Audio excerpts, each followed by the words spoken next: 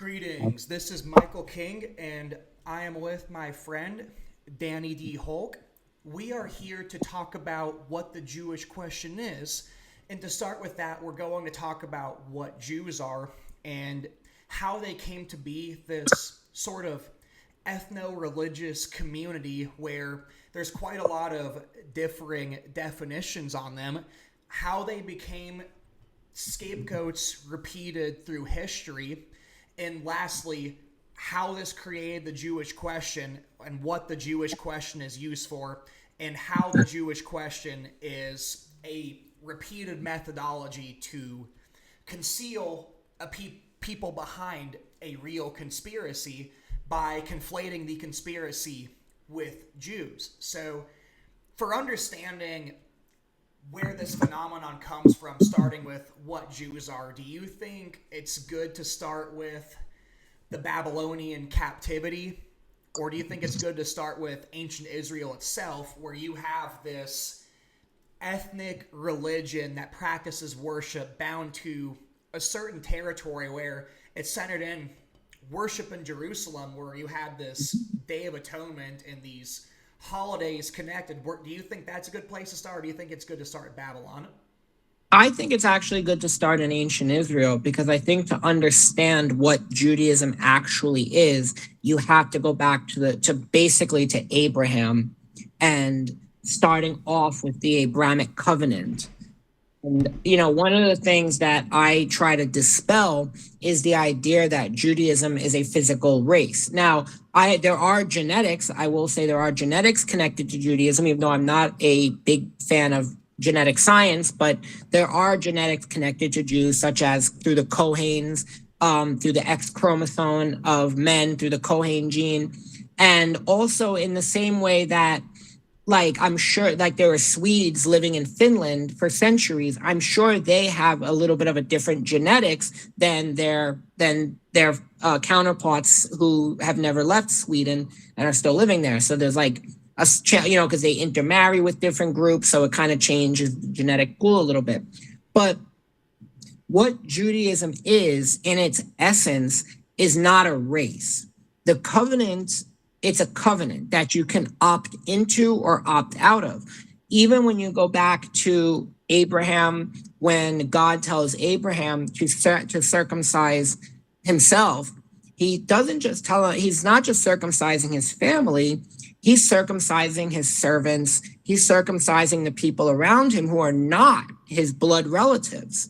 So the idea that Judaism itself is a series of bloodlines, it doesn't work from that point, because the people in Abraham's group were not necessarily all his relatives, and yet they accepted the covenant, they took the circumcision. And that continues on. There were an Israelite nation, the Israelite people, but at the same time, we also know that even when Joshua and Moses were, when Joshua was entering Israel, when they were conquering it, there were Canaanite groups that adopted Judaism, that converted and accepted, so it is, I would say that Judaism would have started out as mostly genetically homogeneous, because it started out from a Canaanite tribe, but where we are now and what Judaism actually is a series of laws that you can opt into or opt out of. It doesn't matter whether you live in it. Let's go back even to ancient Israel, because we know from the Bible that God tells the Jews that you're not always going to have the temple, you're not always going to have the land, and you're going to be strangers in the diaspora. And this is something and I believe one of the reasons I believe in what the Babylonian captivity was the preparation by God for that future long exile, which is what we're in now, the pre-messianic. So, so Judaism is a series of laws. It's a covenant that you can opt into and you can opt out of. Even when Jews received the Israelites received the Ten Commandments at the Sinai, It's said that the soul of every Jew who would ever exist through history, including converts, was there to witness it. So I was there, my soul was there. And and the guy who converted to Judaism next to me, if there was someone, his soul was there too. So Judaism in itself does not, claim to be a race or any kind of bloodlines. It's tribal, but it's not a bloodline thing. You can opt into and opt out of keeping the law. And how would you know? Like, you can't I can't become black. I can't convert to black. I can't convert to Asian, but I can move away from Judaism. I can become a Muslim. I can become a Hindu. I can become a Hare Krishna. You can convert to Judaism and adopt the laws and adopt the covenants and keep the Sabbath. You can't, that's not a racial, that's a choice. And that goes back to even the idea of chosen people. It's not a chosen race of people. It's chosen to keep the covenants, chosen to keep the law. So if you convert to Judaism you're the chosen person. You're now a chosen person. That's actually, so don't want to turn this into a religious debate, but that actually is pretty similar to my Christian understanding. The only exception is obviously Christians, well, some of them do believe this, but real Christianity isn't believing, oh, Christ fulfilled the law, so we don't have to follow it. But pretty much what it is Christ fulfilled the law, so in him, we are the chosen race because we are chosen in Christ who fulfilled the law on our behalf. And I'm glad you brought up that it's not this religious thing, because Zionism is one of these things that muddy the water, and Zionism is 100% tied to the Jewish question. So this goes back to why I brought up the idea of it being connected to a land and ceremonies and national holidays, is because Zionism says you can't keep this law, because what he's talking about is accurate. Like with Judaism, it is 100% tied to following these ordinances, and there are differences in how you apply them when you're not connected to that Holy Land. But what Zionism says is you can't have that true fulfillment, and you can only please God to a certain degree unless we have this land. So this takes on, instead of it being a Messiah where we're waiting on God and God provides and it's out of our hand, which is something that Christians and Jews agree on, it almost becomes our actions on earth have to bring about the Messiah. And this is actually dangerous, because such a belief system where our actions are what brings about the Messiah, it actually produces Messiah complexes. Then when Judaism is framed like that, it becomes this ethno-religious supremacist kind of thing. So whenever you have people practicing that, you're able to say, oh my gosh, look, this is just Judaism as a whole, and this is what the people group of Jews are like. So what happens is the ethnicity Jew, or vaguely people from the tribe of Judah or other Hebrew tribes that were scattered from the diaspora. That's why I was thinking maybe go back to Babylon, because that goes back even before Rome scattered them. You had some Jewish tribes scattered when Babylon came and conquered them, and many Jews didn't go back to Israel when the second temple was rebuilt. Many Jews stayed in Iraq, in Babylon. In fact, the Pumbedita Academy, which is a famous Jewish law school, existed for about 800 years. Yeah. It's mentioned frequently in the Talmud. But yeah, this academy existed for 800 years. Babylonia became the center of, Jewish diaspora legal thought. That's where modern Judaism, outside of the temple and the land, developed. It's how they developed, because God says you're not always going to have the temple. You're not always going to have these things. So you have this develop, so the Lord develops. And that's what's so fascinating about Judaism, is the fact that it's designed to evolve. I don't want to get onto too much into this topic right now, but just like an example is something like Kabbalah. So I believe that Jews first encountered Kabbalah in Babylonia. Now, I meant to look this up, look up the whole, the details of it, but there are certain aspects of the occult that are forbidden in the Bible. But so when the Jews were in Babylonia and they're encountering occultism for the first time, the way that the Babylonians were, the rabbis say, well, wait a minute, we have two ways of handling this. If we don't put it within our own structure, then it's going to lead to people doing whatever they want. Like, Judaism, human sacrifice is illegal, blood sacrifice, drinking, consuming. So any kind of blood ritual occultism would be forbidden in Jewish law. So what Kabbalah is it's the mysticism, the occultism within the parameters of Jewish law. And that's what I mean by the influx nature of Judaism, because it goes with where it is. Like if you encounter, so like another example, like if you see on the Jewish holiday Lag BaOmer, they do bonfires. The reason why they do bonfires is because that was a cultural thing in Europe to do for Walpurgis night. Okay. And the rabbi said, well, wait a minute. If they decide to take this on culturally, like a national identity, we're going to do Walpurgis, then it's idolatry, because Walpurgis night is based on paganism. So the rabbis say, well, we'll do our own version of it that comports to Jewish law. So instead of it being Walpurgis night, it's a bonfire to commemorate something in Judaism. And that's how Judaism as a legal system evolves with where and how it's designed to work, especially in the diaspora, especially outside of the temple, the land with the temple. Because God, I'll just say one thing quick, in the Bible, God gives the 10 Commandments first. He gives us the law before he gives us the land. And what that implies is that the most important thing is not the land, it's the law. Well, this gets to also what Jesus said, where one of his main criticisms is you're too focused on the externalities.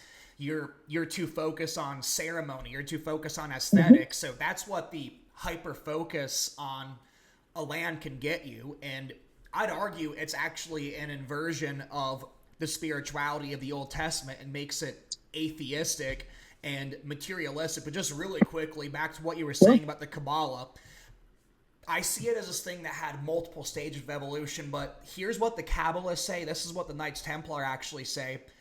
So you could say they're making this up and they're trying to hype themselves up, but I actually think parts of it went back earlier to Solomon, because you had aspects of the whole tree of life. Instead of being angels, it would have been these Egyptian deities and figures in Egyptian mythology, but you had this same progression through different realms through mysticism and meditation. And who did Solomon intermarry with? He had Egyptian wives, Canaanite wives, Babylonian wives. So the Bible says Solomon did evil in the sight of the Lord. So it makes sense to me that he'd take the wisdom from the Old Testament and fuse that with this nonsense that he was engaging in lust with these women. Because like what do guys who are wise do when they're trying to impress women that aren't doing the right thing, that don't share their religion? Well, they give the wisdom of their religion, but then co-opt it to theirs. It's kind of deceptive, but I can totally see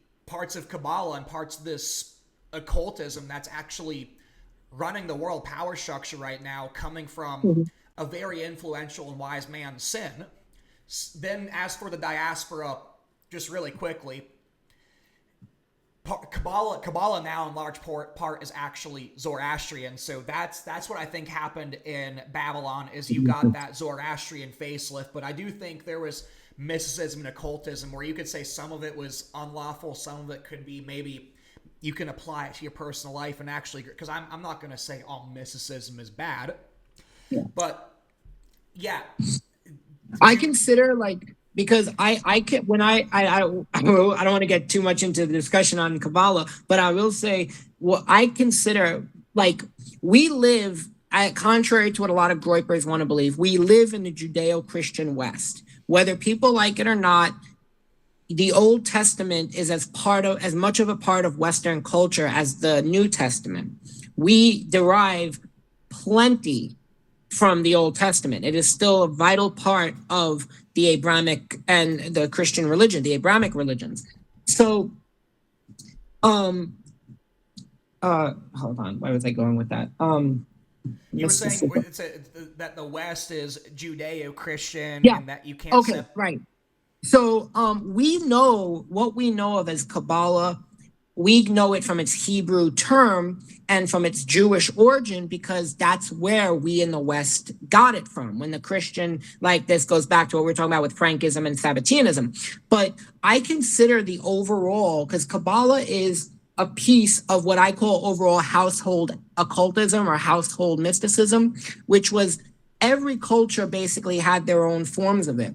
Depending on what your culture did, they did it differently. So if your culture permitted blood stuff, then you could perform certain rituals and it was known by something else. Let's say like if you were Berber, just to throw an example, and you had your own form of mysticism and you called it whatever the Berber would have been for it. If you were Basque, you would have had a Basque word for it. We know it as Kabbalah because it came to us in the West from Jews, whereas in another place it would have been something.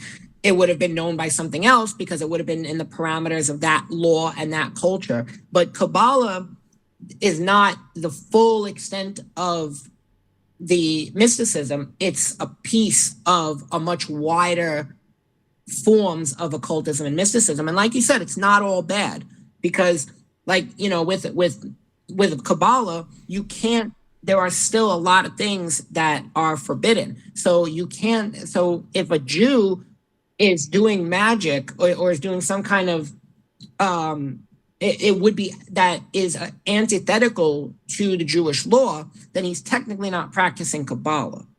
So honestly, I actually think so.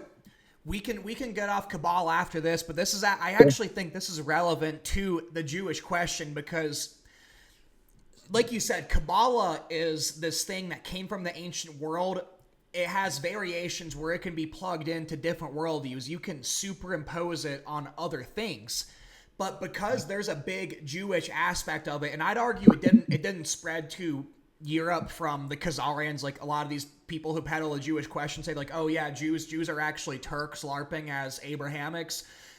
Well, actually, it did come from Jews, but it went to Spain. And also, you had both Arabs and Persians go to Spain because those are both Semitic groups actually, and they have similar genetics and cultures. So a lot of Persia is still in large part genetically Persian. Like, yeah, you had Arab conquest, but they consider each other cousins. But Zoroastrianism came from Persia, and I'm about to let me read you something from a Templar Grand Master. His name is Timothy Hogan, but he's writing about how this Kabbalah was syncretized into the Knights Templar, which is a Catholic order. So, well, there is Christian Kabbalah. Yeah, I don't know. That's what I'm saying. That's what I'm saying. Like what these guys who peddle the Jewish question will say. Like, so just really quick, the Jewish question. Since I didn't get to that as much, it's essentially, since we get to this sort of straw man where Judaism is this ethnocentric supremacist thing where they have to bring about their Messiah through conquest, which is what Zionism peddles. The Jewish question becomes, hey, you have this group of radicals that have this ethnocentric religion, and because they think they're superior and they think they can bring about their Messiah through their actions on earth, how are we going to handle that? Like, these Jews get in banking positions and they give themselves more privilege. So part of how this gets repeated is they look at all the Kabbalah and they say Kabbalah has Jewish origins, therefore all these non-Jews and secret societies, they're actually crypto-Jewish. So the Jews are running the world, and it ends up obscuring the power structure. And let me just read this, because but when back to the purpose of my channel is to cut through this obscurantism and to actually categorize the kind of hierarchy behind a lot of these conspiracies correctly. And I'd say the primary apparatuses would be the Jesuit order and the Knights Templar, and the Jesuit order is like a fusion of Knights Templar splinters like the Order of Montesa and the Military Order of Christ fused with the Order of Assassins that was in Spain. So this is Hogan. Templar tradition has suggested that the Templar order accomplished its mission in resurrecting certain artifacts and documents from the Holy Land. In fact, traditional Kabbalistic teaching has maintained that the Templar order managed to retrieve the original Zohar and Sefer HaBanir from Jerusalem. So Zohar, that's Iranian Zoroastrianism. So this is a lot of syncretism, and I'd say that's the nature of the power cult atop it.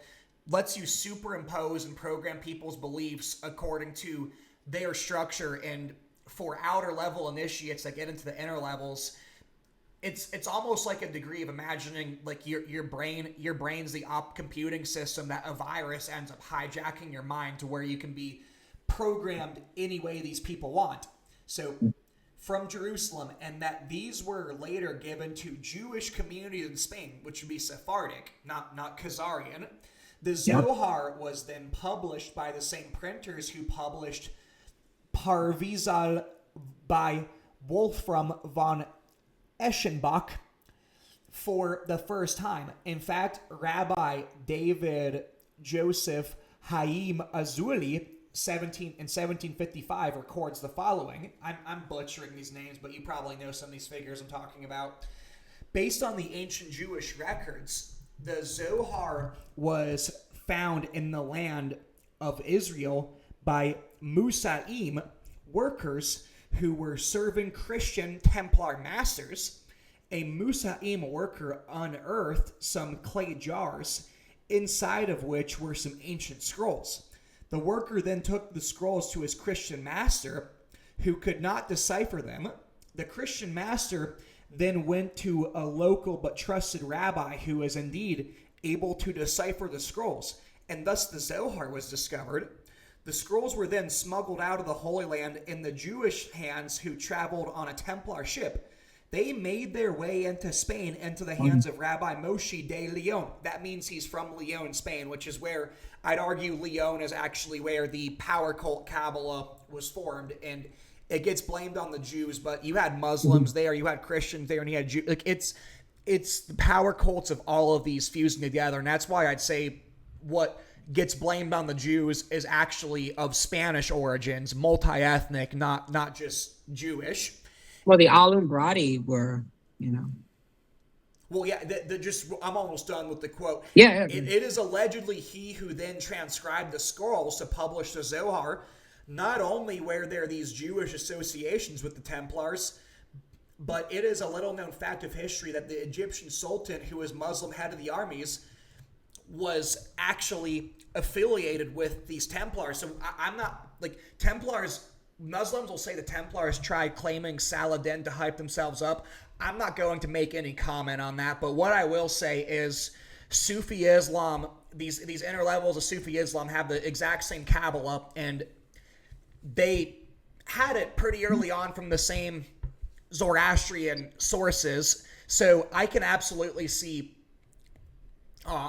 what's his name? Saladin. I can absolutely see Saladin participating in the same kind of occultism, but to say he was a Templar, I'm not going to go that far, because there's a lot of BS on the internet, and I haven't read into all those sources, and a lot of Muslims really contest that. But the point I'm making, though, is that these occultic groups that get pinned on the Jews, what you're looking at is people muddying the waters and obscuring history to make a simplistic good versus evil narrative, and they're selecting real things and things that real ethnic supposed Jews, or whatever you want to say, and people who say they practice Judaism do, but they're taking out certain contexts and just painting a narrative out of it that ends up implicating a whole lot of innocent people for things they're not involved with. Yeah. And that's, look, I agree. Even like when it comes, like I'm not a Zionist. I'm anti-Zionism because I believe Zionism is Jesuitism in itself, and I believe that it's a usurped Judaism. It's completely usurped a Jewish religion to the extent that most Zionists, I would say, are not even, I don't have a Jewish, they're not Jewish anymore. They worship that land. They worship the land of Israel. They Yeah, don't like worship, yeah, it's atheism it's superimposed on atheist. Judaism. Yeah. Right, right. And that's why it's so, you know, I agree. Like when you go online, and I've said this to other people, like when you go online and you see Zionists will defend, like Israel will drop a bomb on a bunch, on like a house full of Palestinians, and and Zionist Jews will defend it. But then when I go and someone like me is out there going and seeing all these Talmud canards, and you don't see anybody but a guy like me catching them, and a few other people trying to dispel them from the Jewish side. So I can understand, and I've said this to plenty of Jews myself and Zionist rabbis, you guys make us look bad.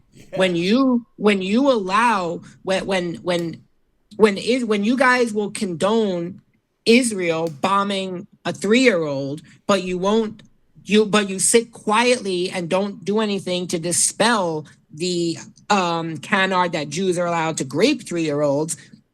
What would you think? What would somebody seeing that think? And it's like, even with all the resources of Hasbara, if Hasbara is this international, multifaceted system to promote Israel and Zionism at every step of the way, and yet with all the resources that they have available, you never see them put out a spread in the New York Times or in the Daily, whatever, saying the canards you're seeing against the Talmud are fake. Here's what that says. This is set up like this. This is designed for a system, question. right, to start a Jewish question. They're okay with bombing 3-year-olds and they're okay with raping 3-year-olds. When one is true, yes, Israel bombs children. Israel's a murderous nation. And you know what else it does? Because Judaism was always very pacifistic after the fall of the temple and the post-diaspora period. Judaism was always associated with intellect, with, big books and learning language. And it was never associated with warlike, militaristic mindsets. And Zionism has created that, where instead of people associating, the only thing that they associate with a Jew anymore is graping children and Harop drones. Now, I'm Jewish and I don't consider either. Why is that the only image that's put out of us? And then it's the question that I ask Zionist Jews who won't answer this: why do you perpetuate this? Why don't you abandon Zionism and actually go out there and defend Judaism? Real anti-Semitism is believing that the Talmud says all these horrible things. And it's not anti-Semitic to say that Israel bombs innocent people. That's not anti-Semitism. Well, what you were getting at earlier also with Zionism being Jesuitism, this also goes back to the whole Knights Templar thing, because what do they want? They want a revived Latin kingdom of Jerusalem that they got pushed out of, but they also want to go down to Egypt and Babylon, because they see Egypt as a land of their spiritual heritage. And same thing with the Upper Tigris and Euphrates.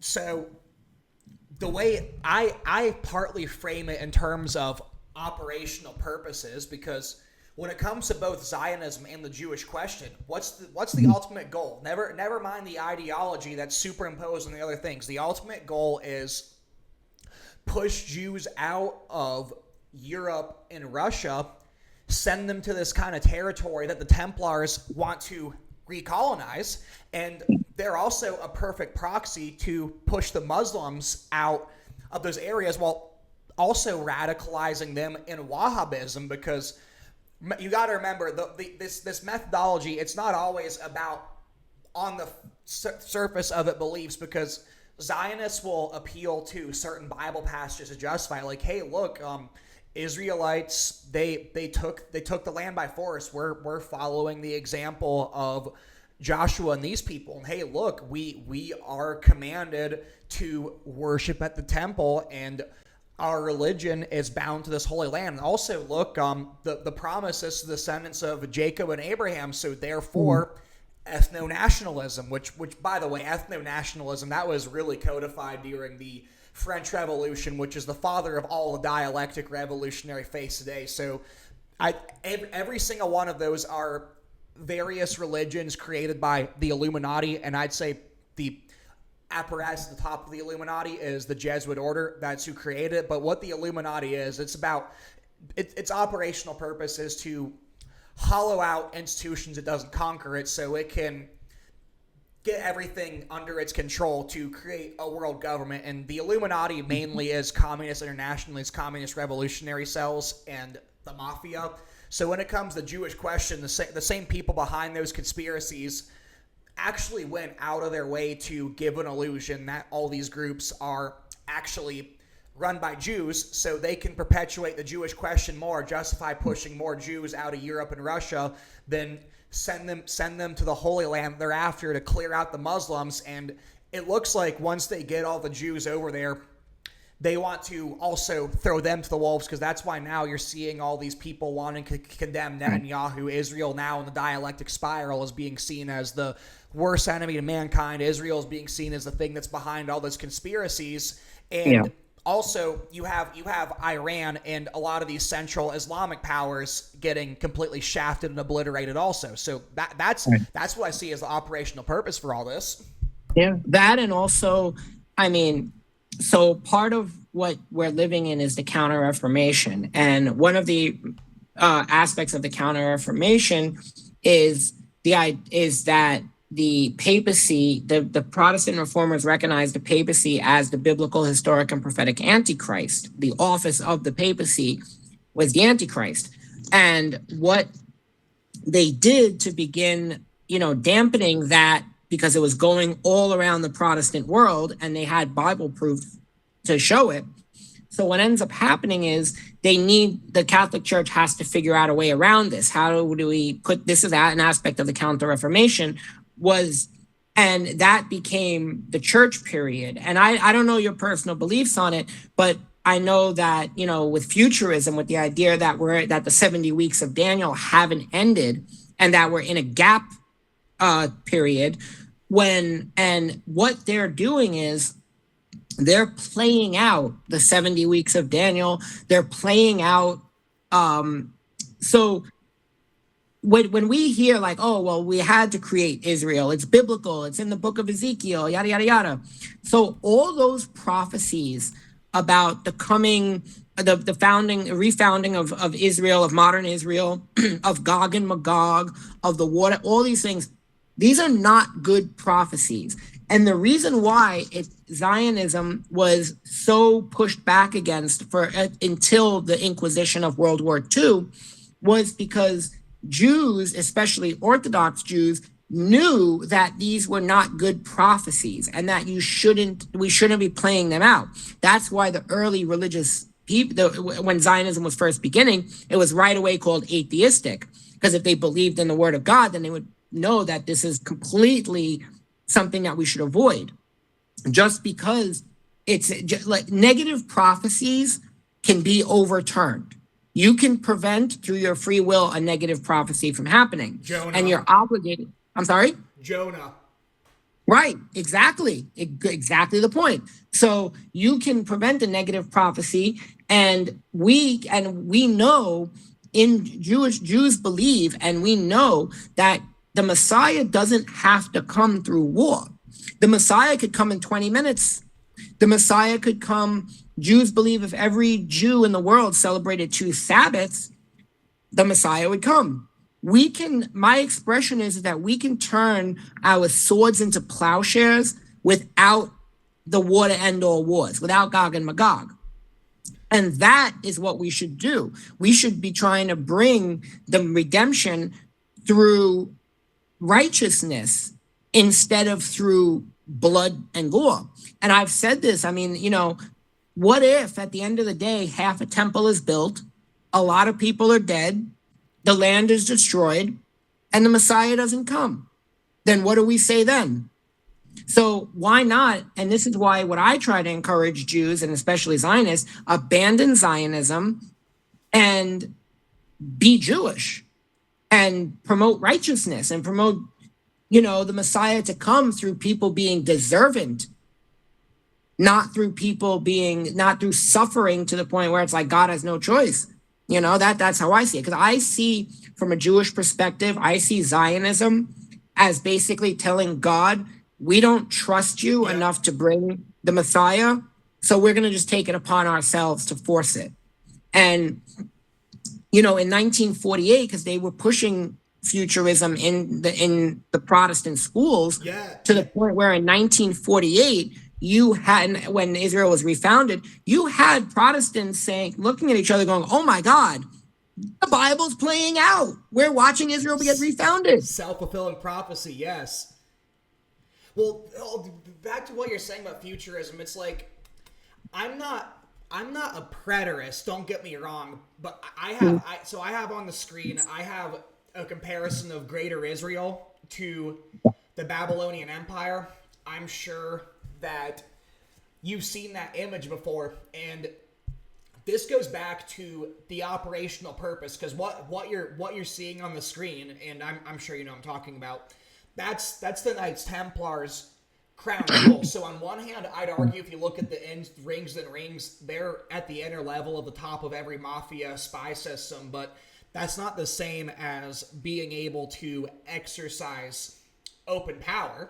So Zionism is a feedback system where you have this atheism and you have this divide and conquer methodology being superimposed on another belief. So what he's saying about them using this misinterpretation of eschatology as an excuse to bring about their own kingdom, it's essentially, we have this feedback system.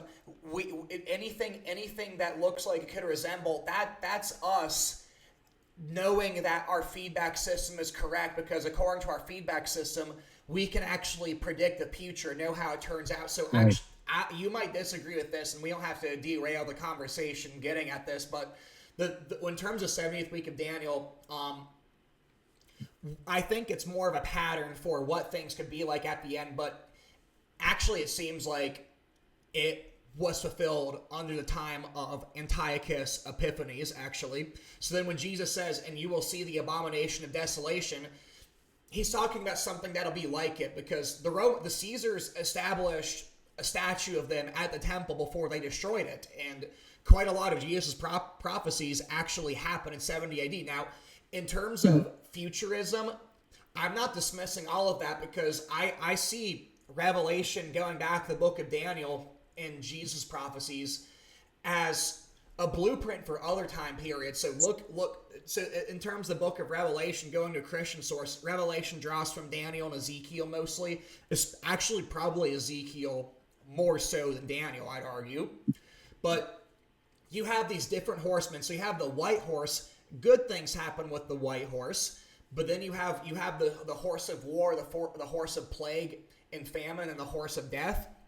So what I actually think is going on there is you're seeing the gospel of Jesus Christ go out and bring peace, and it's because his law. So you could say on a pragmatic level, like I'm not making a pragmatic argument where religion, like pragmatic, therefore true, because obviously Jews and Christians have disagreements, but follow the law from the Old Testament, interpret it correctly. It's like even for Jews who reject Jesus or a society that follows his principles, there will be more peace. So then the other horseman, the breaking of the seals, what you have there is you have the results of a society turning its back on God, and you have the resulting judgments. It actually gets interesting, because if you were living in 536 AD, for example, you would have been living in a time period where about possibly more than 70% of the population died, and you actually had a period where the sun went black from a volcano going off across the world that blotted out the sun for most of the northern hemisphere, and then you had famine, you had war come in. it was a terrible year to be alive, and I actually believe that people living in that time period could have rightly been looking at that and saying, "Wow, we are living in the end times. We are living in the time of judgment." Now, They I did. I do believe there will be another end fulfillment of all that, but the futurism where it's like, okay, we have this feedback system that tells us what the end is going to be like, and like we know exactly what's going to happen. It creates that same kind of messiah complex I was talking about. Right. And this goes to what I was It talking doesn't about. happen. Yeah. This goes back to, so you hear me talk about Christ consciousness. This is ultimately what I think Christ consciousness is about. It's about giving yourself a messiah complex by mystifying ego and giving yourself a death to ego, assimilate with the collective, because really Zionism is just another form of materialistic collectivism also. Like it's all the same feedback systems. It's just different aesthetics that are able to superimpose themselves on other worldviews and eventually hijack them. Yeah. Yeah. Yeah, I just that's my chain. No, it's all right. The Chabad movement, because you had mentioned something about wanting, and I'll bring what Chabad has to do with this, because Chabad is a modern Jewish messianic movement in its sense. It's not so let me just make clear. The Chabad movement is not or as people might know as the Chabad movement, or the Chabad. It's pronounced Chabad, but so that a lot of people may not be aware, but it's not a monolith. They have the same, they believe, there's the same rabbi at the top, Schneerson, that they revere. There's actually many before him, but he he's died now. I think Shmuley is one of the top ones now. I think Schneerson dead. Shmuley. Yeah. Shmuley has actually been pretty much pushed out of the community. The Chabad movement is like, he embarrasses them to the point where they're like sick and tired of him. And you have like a lot of Jews like, why is this guy like talking for us? Like, who is this idiot? He's not very popular in his own community anymore, and I don't know if he's even still affiliated with Chabad, but there is an aspect of their movement that is full on messianic, to the extent that if something, God forbid, happens tomorrow, like a tragedy against the Jewish community, and typically messianic figures pop up at those points, Shabbatai Tzvi, Jacob Frank, they came up when it was like tumultuous times for Jews, and it was like, oh crap. So if God forbid something happens, which is what they want to put, some guy can wake up one morning and decide he's the Messiah. He's the reincarnation of Rabbi Schneerson.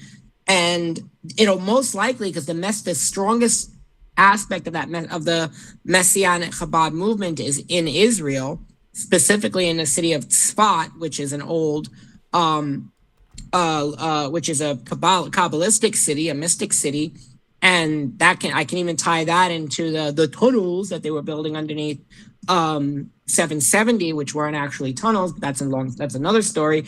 But you can easily have a messianic figure come out of that, and that's what I believe they're almost setting it up for, is that some figure, either somebody who's bought by the community, by the powers that be, or just an organic messianic movement emerges from the Chabad, especially if there's another, God forbid, tragedy against the Jewish people, which is why we're here trying to tell you guys, don't fall for the Groiperism that wants you to become violent against your neighbors and against people who you're going to blame for stuff, and don't fall for it, because that's what they want.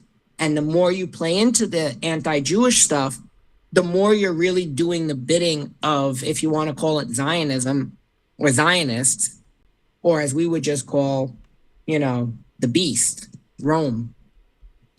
Well, yeah, so I'm trying to find this picture on Twitter, but there's a picture of RFK standing with Rabbi Shmuley, and behind them is a portrait of Rabbi Schneerson. So it gives this appearance of, oh my gosh, Shmuley, this guy's so evil. he Yeah. Oh, I can't find that. Let me pull up the pictures of him waving the pride flag to put it on the video for the audience. So Yeah. Rabbi Shmuley, I can see why Chabad, if I'm pronouncing that right, would have pushed him out, because this guy, he it's so cartoonish. He is like the stereotype of that Jew clasping his hands, like with Yeah. that smirk on his face. He opened a He's a dildo. caricature. He opened a dildo company with his daughter. He sells dildos Yeah. with his daughter, and he goes on gay pride marches and says, "Hey, you guys saying queers for Palestine, those Muslims hate you. The Jews are for you, queers." So it's like it's like he is trying to be a caricature to push the Jewish question, and then also it implicates pretty much all of Chabad, where all of Chabad is the Jewish mafia. They Yeah. and not, all of these rabbis are grapists, like you were saying earlier, and it enforces this whole parts to whole fallacy that ends up perpetuating what you're describing. Is it sounds like you're saying that it's a manufactured crisis, which I agree with, but I don't think the kind of, because remember, like when they push these futuristic eschatologies, they're pushing the futurism because it's the eschatology that they want to bring about. But I'm not convinced. I'm not convinced that they are going to try and manufacture a Jewish Messiah. I think they're trying to manufacture a Messiah that can appeal to Christians and Muslims, and he's going to try and rid the world of the Jewish menace to give himself the bona fides. Like, so, yeah, that's how bad I think it actually is. And the greater Israel is going to result from the persecution. Well, Greater Israel is on the back of one of the coins in Israel. Like one of the shekel coins has the Greater Israel map on it. I think it's like the not the, maybe the 5 or the 10 shekel. I don't remember which one it is. No, it's not the 5. It's one of the mini ones. But that whole map does not, as far as I know, it doesn't represent anything from the Bible.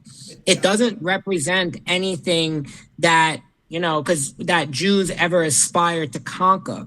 So in itself, it's not a Jewish concept. The Greater Israel Project, which should give people the understanding that maybe there's something else going on here.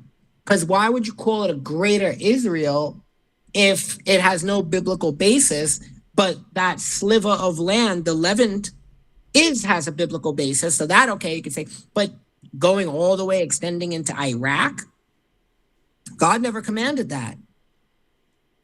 Well, what the kind of Bible passages they go is they say your land will expand from Egypt to the Euphrates and up north to Syria. So that actually happened under Solomon. So the ancient Israel did shortly hold quite a lot of territory, but it was one of these short-lived Middle Eastern empires. But that prophecy was already fulfilled. It's not meant to be fulfilled again. Right. So the greater Israel Zionist folks will look at that and say, see, we are promised this, and it's going to be a self-fulfilling prophecy that's actually going to do damage to them, and I'd argue bring about the revived Latin Kingdom of Jerusalem, which is going to pretty much be, I'd argue it's going to be the main seat for the open world government. And yeah, I have now playing, you've seen that video where Rabbi Shmuley's wearing the Israel flag, and he has those 2 gay pride flags, the Israel symbol, like right on his back where it looks like wings, and he's going and hugging all these like gay pride activists. And let's not forget too, I try to remind these people. It's funny because most of my family is Zionist, and we were talking. I was at when they're Orthodox, but they're modern Orthodox Zionists, and I'm talking to my uncle, and my cousins are there, and my uncle goes, "What is it with these queers for Palestine? They would get thrown off a building," and I said, "Uncle, I said, first and foremost, let's not forget that the major terrorist attack against gays in Israel was perpetuated by a Zionist Jew who shot up the Tel Aviv center. So that's number one. And number two, I'm related to Rabbi Meir Kahane. my uncle, and my uncle is too. I'm related to them, and I've read his books because when I broke up with my high school girlfriend, I rebounded onto Zionism, and my uncle has basically had a basement full of Kahani's books, so I would just pull one out, read it, go back, pull another one out, read it, and I said if it was up to Kahani, there would be no gay pride in Israel either. Like he would make it like Orthodox Jews.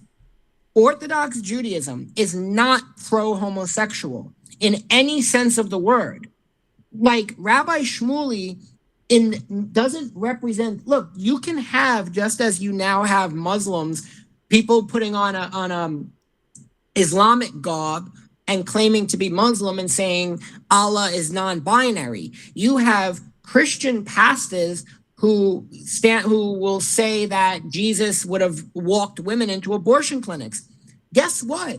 We have them too. And Rabbi Shmuley is a perfect example of that. If you go to Borough Park, if you go to right now and you say, what do you think of homosexuality?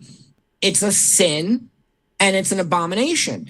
Even in the Talmud, where it discusses it starts it off with the Bible passage: "Men shall not lie with men as they lie," or you're not. So it's actually a death sentence. Judaism, you're supposed to actually accept death before performing a homosexual act, because it is a cardinal sin.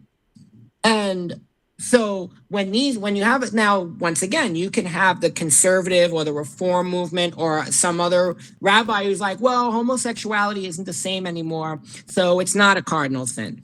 He can say that, but it doesn't represent every Jew. That's the thing that comes back to the fact that Judaism is not a monolith. A female rabbi who believes that God is a woman and abortion is okay, and a Hasidic rabbi in Borough Park don't belong to the same system. They're completely separated from each other. A Hasidic rabbi is not even going to recognize a female rabbi. They probably wouldn't even recognize her as Jewish. They wouldn't recognize me really as Jewish because I don't keep the law fully, But that's because because God understands me and him have, I don't want to lie to him. I don't want to do stuff that I'm not ready to do. And he understands that. So but that's my relationship with God. But still, a Hasidic Jew doesn't recognize everyone who calls himself a Jew as a Jew, because if you're not keeping the law, you're really not Jewish. You can be culturally Jewish in the sense that I'm an atheist and I put up a Christmas tree every year. I'm an atheist Jew. I put up a menorah because that's our culture. That's our cultural thing. It has nothing to do with the religious side. You can light a menorah without saying prayers. You can have a Passover dinner where you serve a pork chops. So it's not a monolith, and it's not, and it's about the law. That is at the end of the day, and this is what people got to understand. If they don't understand that there is no centralized Jewish system, which is why it can't be the Jews behind everything. Because, as we were saying earlier before we went live, a priest who belongs to Stop Oil, a Catholic priest who belongs to Stop Oil, and a Catholic priest who preaches right-wing Christian nationalism belong to the same entity. They are getting their orders from the same entity, the same Pope, the same Vatican, the same cardinals. If I become a rabbi and start my own sect tomorrow, I am not beholden to any other Jewish sects. I can do what I want to do. I can say I don't interpret the law this way. I interpret it that way, and go with that. Well, I'm gonna play devil's advocate for the Jewish question Groyper types, because this is the crux. The crux of the Jewish question is, the premise is, we have this tight-knit ethnocentric community. That's premise one. Two, they are set on world domination.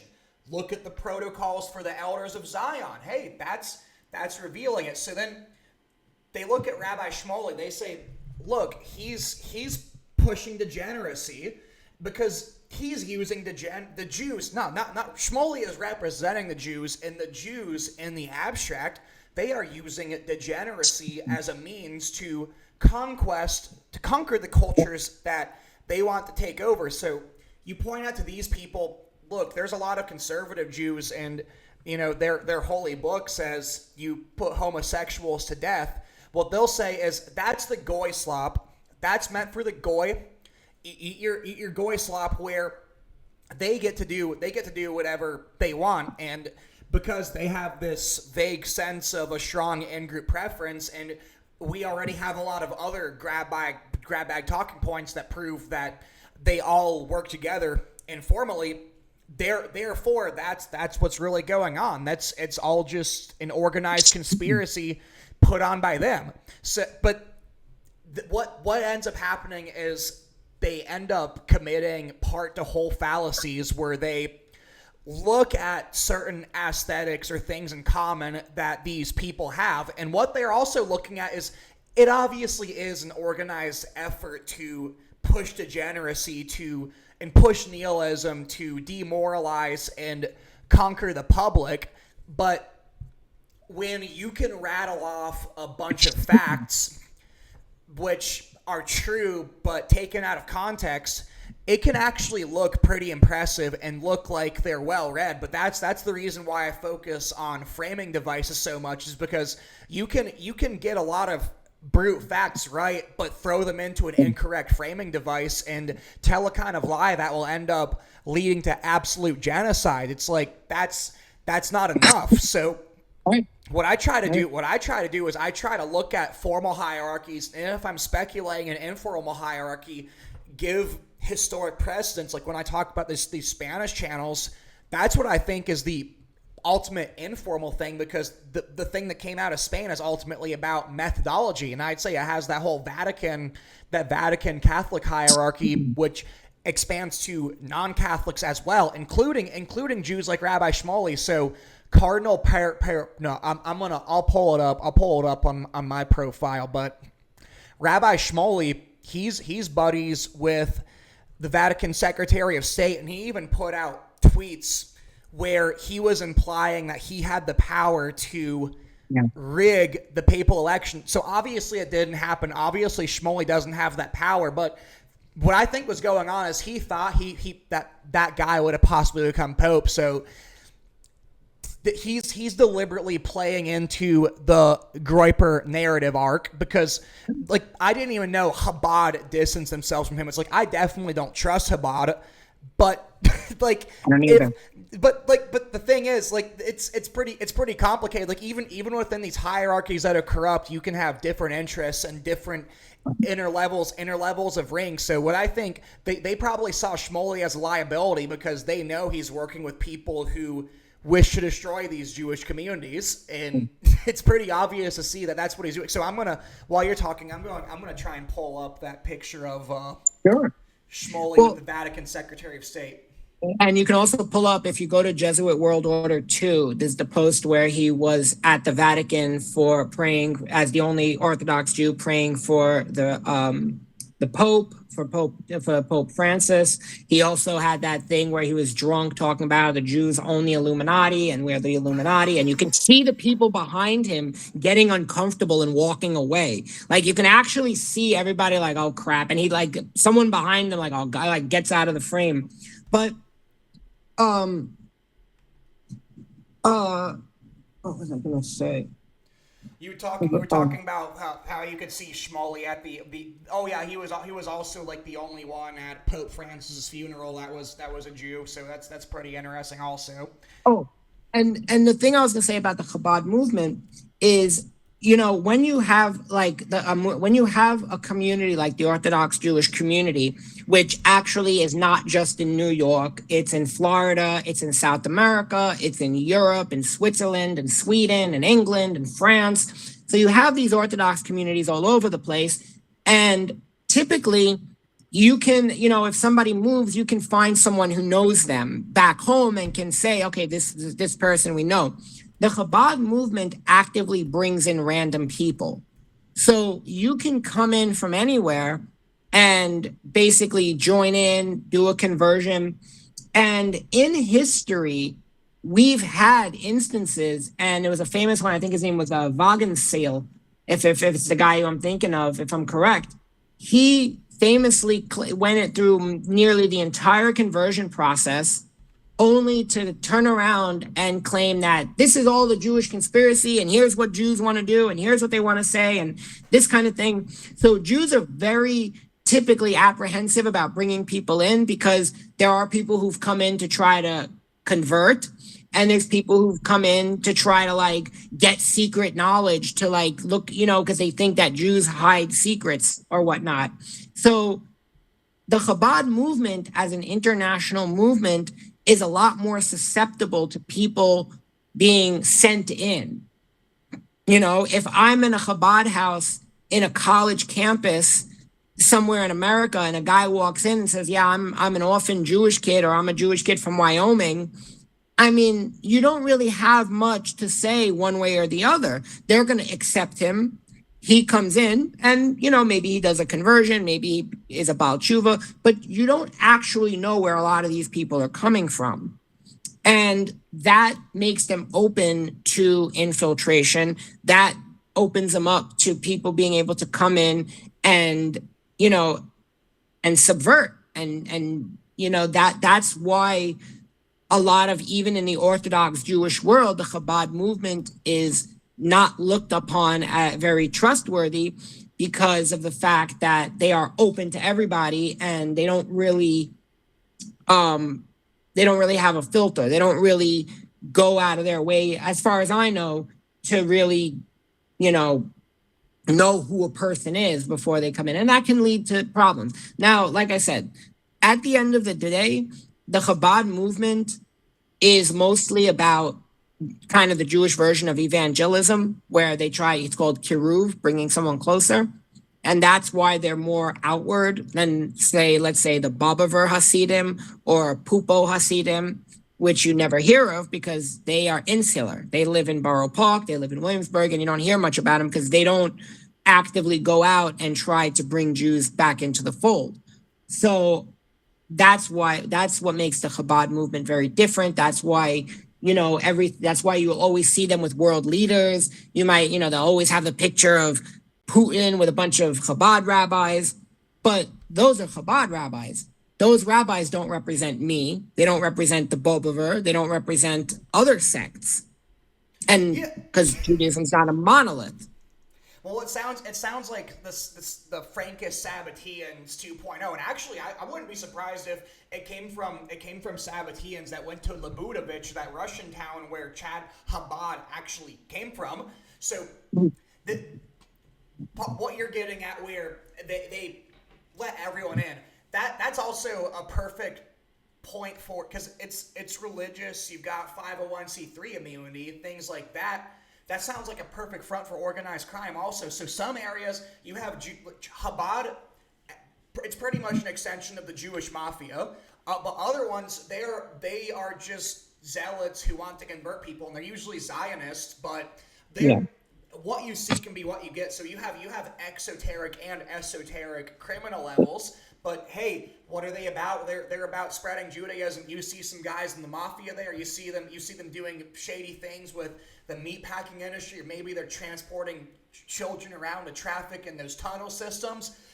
Hey, that's what they're about. That's what Jewish evangelism's about. Oh my gosh, they're about subverting and conquering the goy. They're all criminals. So you've got all these things converging to give optics, and this is where you end up repeatedly getting things like the Jewish question, because on the Jewish question, it goes back to Karl Marx, and if you're aware of it going back earlier, I'm sure it has, but you keep seeing all these optics being manipulated, so you get this narrative that because Jews are ethnic centric, they are this privileged class of people, and there has to be some social solution to them causing mayhem wherever they go, because what they say is the fundamental operating system of these people, both ethnically and religious, because the way it's framed it becomes a Mott and Bailey between ethnicity and religion. So you find the religion Jew slapped on someone, they're part of the conspiracy. Are they Ashkenazi or Sephardic? They're part of the conspiracy. They're connected to it, and it's fallacious. It's a part of the whole fallacy, but that's what the optics are designed to do. And Karl Marx. So what's funny is people paint Karl Marx like Karl Marx is an ethnic Jew, even though he's an atheist. He is part of these Jewish conspiracies, but he actually wrote On the Jewish Question, which really gave a foundation to a lot of these nasty movements that came later, like Theodore Herzl. So yeah, you were gonna say something? Yeah, no, it's absolutely right. No, I was just gonna agree with you. Yeah, sorry, finish your thought. Well, so it also there's earlier kind of narrative arcs. So after the diaspora, both from the Babylonians and the Romans, the Jews, like either ethnic or religious, either of those categories, they'd get quite a lot of suspicion cast on them. So you'd have quite a lot of them be driven into desperate situations where they actually would work with criminal or grimy networks, or they'd also become bankers, because in the Middle Ages you weren't allowed to lend to other Christians and charge interest, so they'd hire court Jews to do that. They'd hire court Jews to do that, and we can get into Rothschild and Medici and the stuff we were talking about before the call. And another one, I don't want to get into that now, but that's essentially the people behind these banking structures are not actually Jewish, but they use the Jews to get away with charging Christians interest. But what happens is, whenever the crimes of these nobility who end up using the Jews as middle management for trafficking and banking, you have a bunch of quotes from history which are revisionist people in those times, but then later on more revisionist historians have something to quote mine, and revisionist historians that come 100 years later can quote mine from them. So that's really where this whole Jewish question comes from. It's constant layers of revisionism. So then these griper types can say, see, look, we have people 2,000 years ago complaining about them. We need to listen to our ancestors. We need to go back to the good old ways. And the only reason why we were tolerant of them so long is because the Jews invented liberal progressivism to be able to blend in and take over our institutions. So what we need is how do you solve the Jewish question? We need a final solution. Yeah. And the funny thing is that it's actually, I was thinking about when the Jewish question really started coming up, and it was really, before Marx, I think it would be more of like in the nationalism sense, when they were forming national identities, and the question of like, can a Jew be a Frenchman? Can a Jew be a Brit? And like my ancestors, for example, the big drive was to be Polish, was to be Russian, was to be whatever. There was what happened was, and this is why Zionism and why the final solution was an inquisition, was because pretty much was like three groups of Jews living in Europe at the time who all adhered to nationalism, local nationalism, not Zionism, and that's why they were anti-Zionist. One, because they were religious and they believed in the Jewish prohibition against refounding the state, which is another thing that Zionist rabbis will never discuss with me. And I've proven some big rabbis, I've quieted them down when they've tried to give me an answer to that, and I'm like, nope, and they've just ignored me, including getting deleting a whole message thing once, because he looked bad. But and then the other were assimilationists, and these were Jews who were like, Berlin is my Jerusalem, I'm German Jewish. After World War I, when they still to this day push the stab in the back theory, the idea that the Jews sold out Germany at Weimar and at Versailles, excuse me. And the fact is there was an organization that called the Jewish Frontline Soldiers Bund, And they actively countered that because Jews were actually a huge part of the German army in World War One. Jews made up an overwhelming number. Jews were disproportionately on the front lines. There were about at least 12,000 German Jews died in World War One. Jews were recipients of the cross of I forgot the cross. And many, I think they got like thousands and thousands of medals were handed off to Jewish German soldiers because they wanted to show their patriotism. They wanted to say, we're German. And that was what the whole fight was. And that's what Zionism essentially did. That's what the Inquisition of World War II, which was a Zionist plot as well. The Zionists were just as culpable in the murder of the Jews in Europe as the guys pulling the triggers, because the Zionists basically said, if you are not a Zionist, then whatever happens, you deserve. I believe it was Joachim Prinz who wrote a book called Wir Juden, We Jews, back in I think it was about 1934, around the time the Nuremberg laws were being passed. And he says, we're not German. We will never be German. We'll always be Jewish. And it kind of promoted this idea that, we need to Israel. We need Zionism because Jews will never be able to be accepted. And this ran contrary to what Jews were actually fighting for. And when you look at how, like, with the kinder transports, where they took all these children from Europeans, moved them all over the place in Europe, and, brought them to British families and places in the safe zone, got them out of Eastern Europe. All this stuff led to what Zionism is, which is, okay, we Jews will never be accepted in the West. We'll never be accepted in the countries we live in. So we have to have an escape route. We have to have a way out. And, this is not, even the Chabad movement, which is now Zionist, didn't start out like that. Chabad goes back to, I believe, the mid 18th century. They were not Zionists at first. It was not a Zionist movement at all. And the idea of religious Zionism is relatively modern. It's post 1967, and it started actually with my relative. Well, it was really it became more pronounced under Rabbi Meir Kahane. He was the one who kind of organized religious radical Zionism.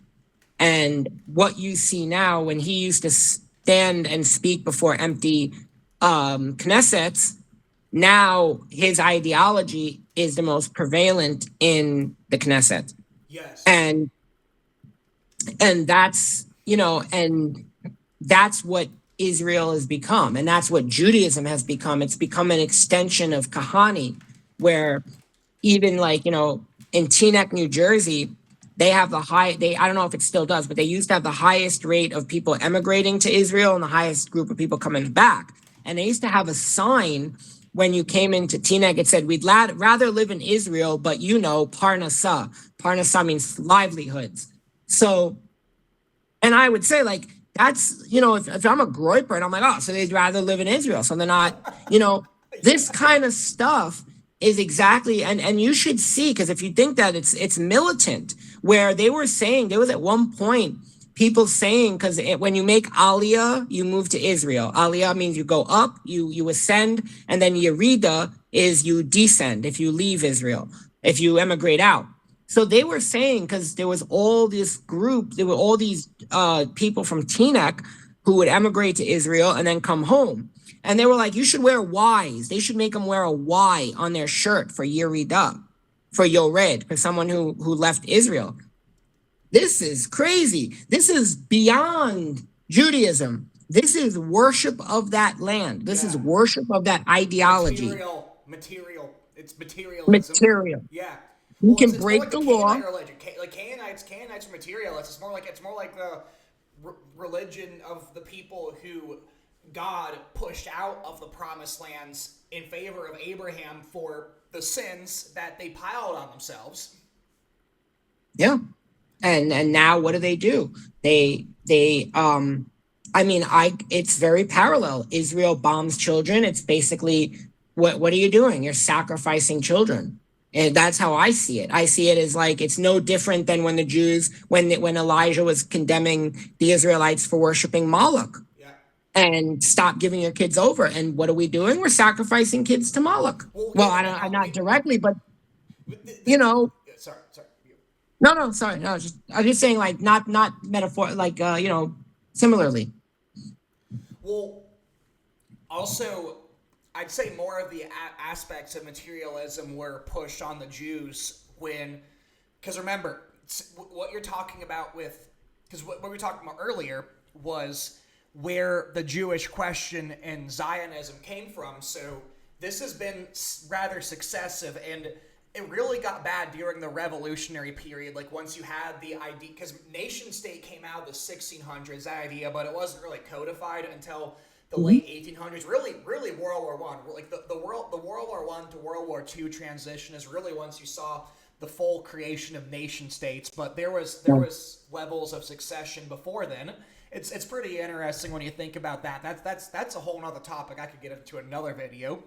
But corresponding with that development is you had nationalism. So that was a dialectic of the French Revolution. So the religious people, the religious conservatives, they got pushed in the pole of nationalism. Remember, it's a multi-pole, two-poled wizard circle where there's symmetry on two sides, and the other one was socialism and atheism. And because of that, they end up mirroring each other. So you end up getting this cult of the eschaton. You end up getting pantheism, where you can set people in these poles where they take organic cultural differences and natural inclination the human psyche has, but they give them this feedback system from some of those premises that can be superimposed onto what I'd argue is their cult. So once you get to inner levels of all these hierarchies, you're essentially working your way as an initiation into the same cult, right? But when it came to this ethno-nationalism, the conservative Jews, they opposed the French Revolutionary ideology, and they were like, wait, you're talking about we need this Holy Land and we are entitled to it. They saw the writing on the wall. They are like, wait a second, what are you talking about? This is going to scapegoat us. There's already a bunch of these people who are increasingly pointing the finger at us, because remember, you have the Dreyfus affair. So for those of you who don't know, Dreyfus is actually a pretty high-end court Jew family that works closely with Medici and Bonaparte.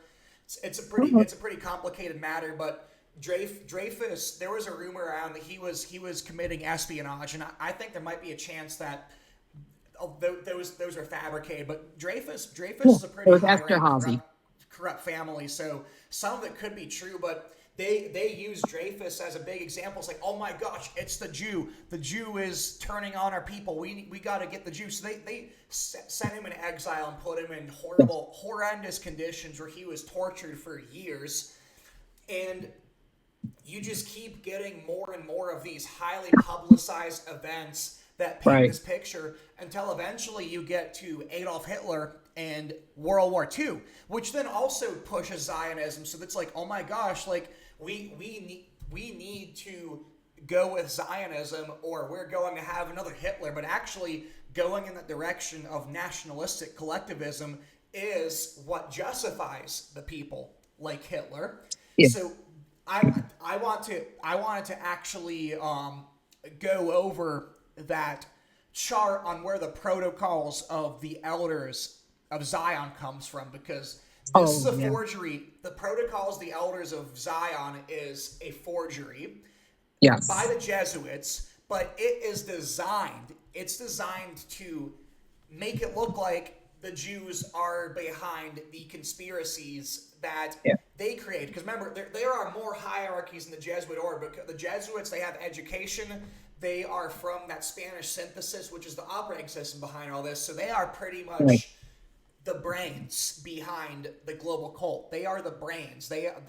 Whatever the methodology and conspiracies you see are cooked up by them. So this. Well, okay, you can go, but then I'll go for the meme. Oh, because I was gonna say, I mean, there's a lot of,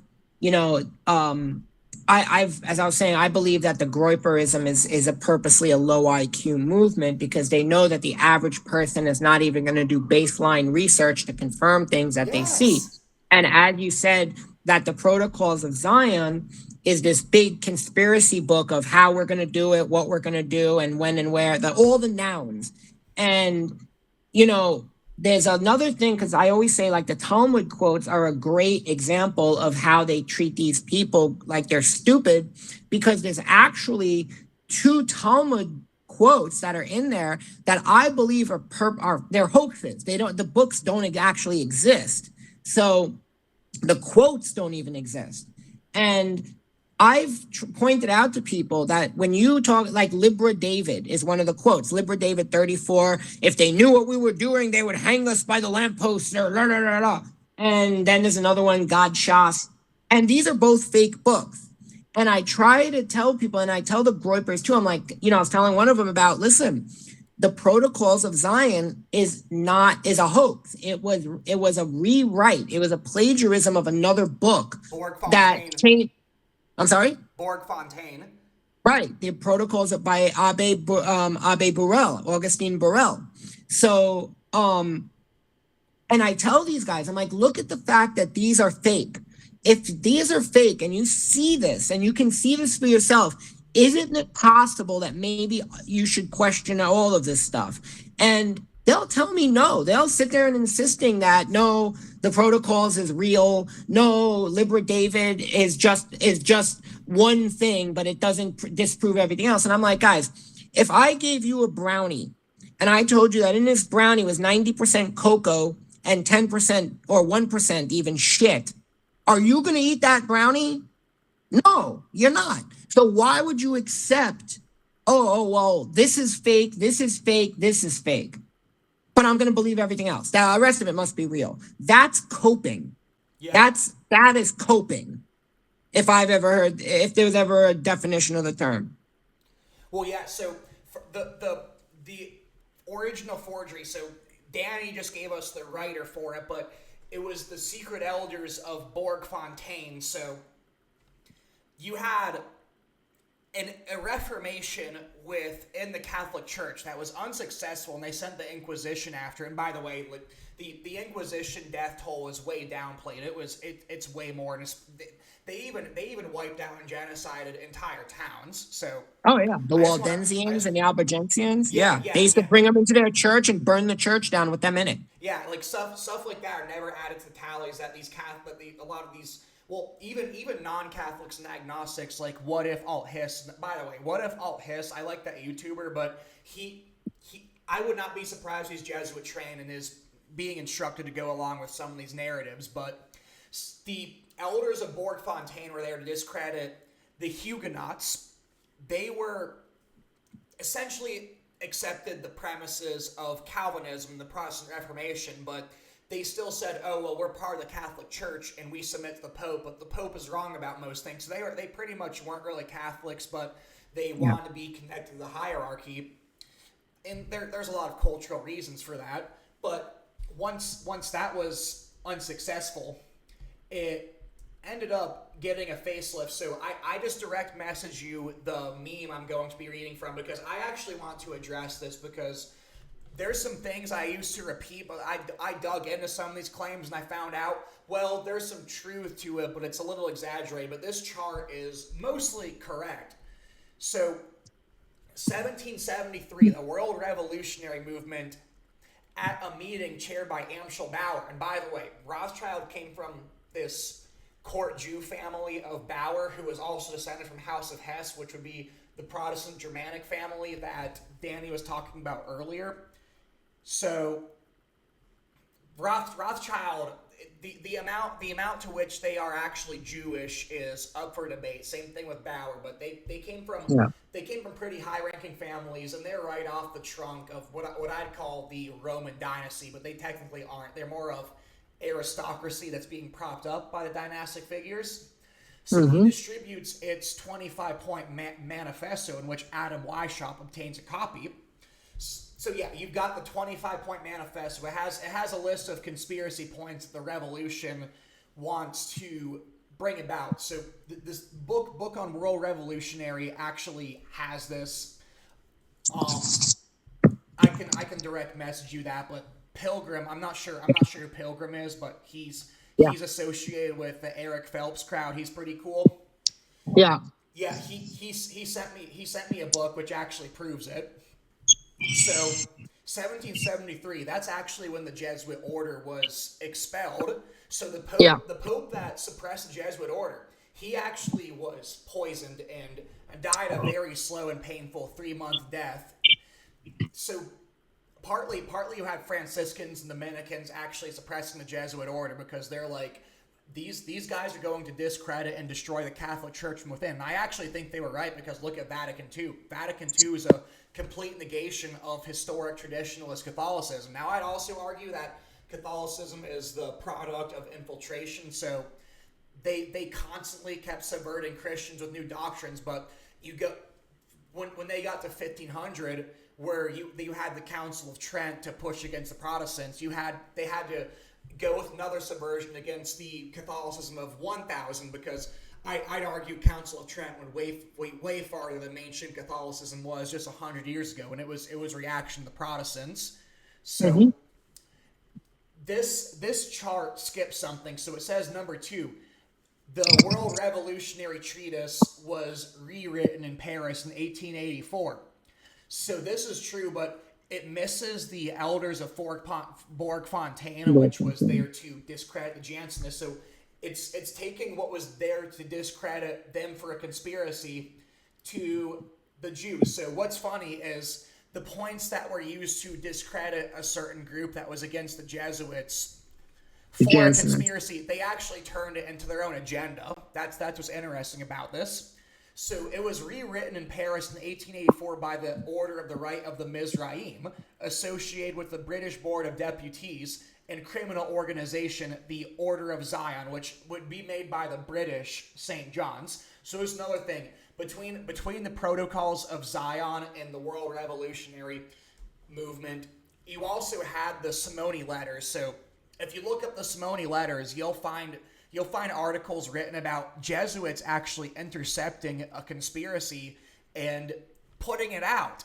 And it's, of course, the Jews are behind the conspiracy. Now, the Simony letters were also a hoax, and these kind of selective narratives, you'll see them on encyclopedias or wikis where they'll highlight heroic Jesuits, where maybe some of them could actually be good guys. I'm not going to say every single Jesuit's bad. It's more of the Fourth Oath Jesuits who are more brought in on these conspiracies. So it's high.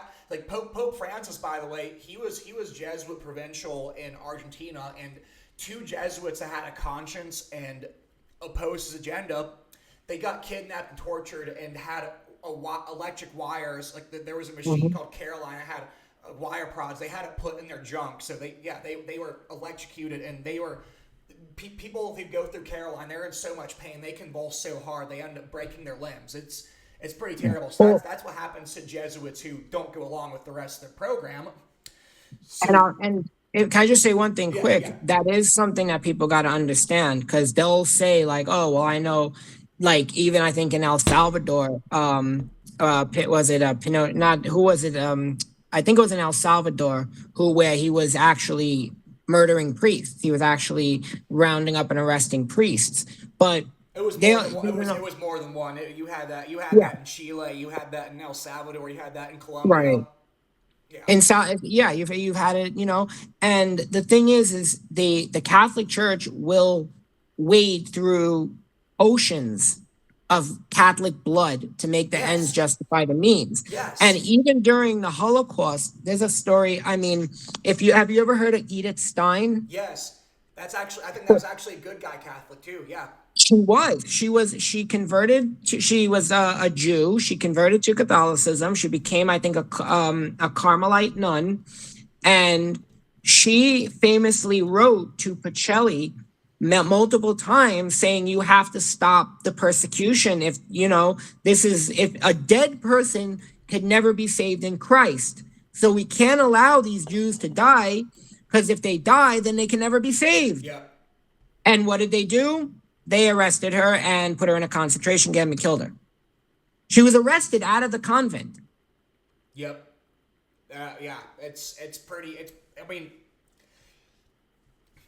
just because I talk about the Catholic Church being degrees of subversion, from a Christian perspective, I believe plenty of them are in heaven. So Sure. God doesn't judge people for who they associate with. God judges people for the intents of their heart. So if these nuns end up doing good, like I don't think a sisterhood where you make a vow to celibacy is biblical whatsoever. But if those people work that out in their hearts, they can still negotiate with God and do things from faith and have genuine good works of piety and charity. So Yeah.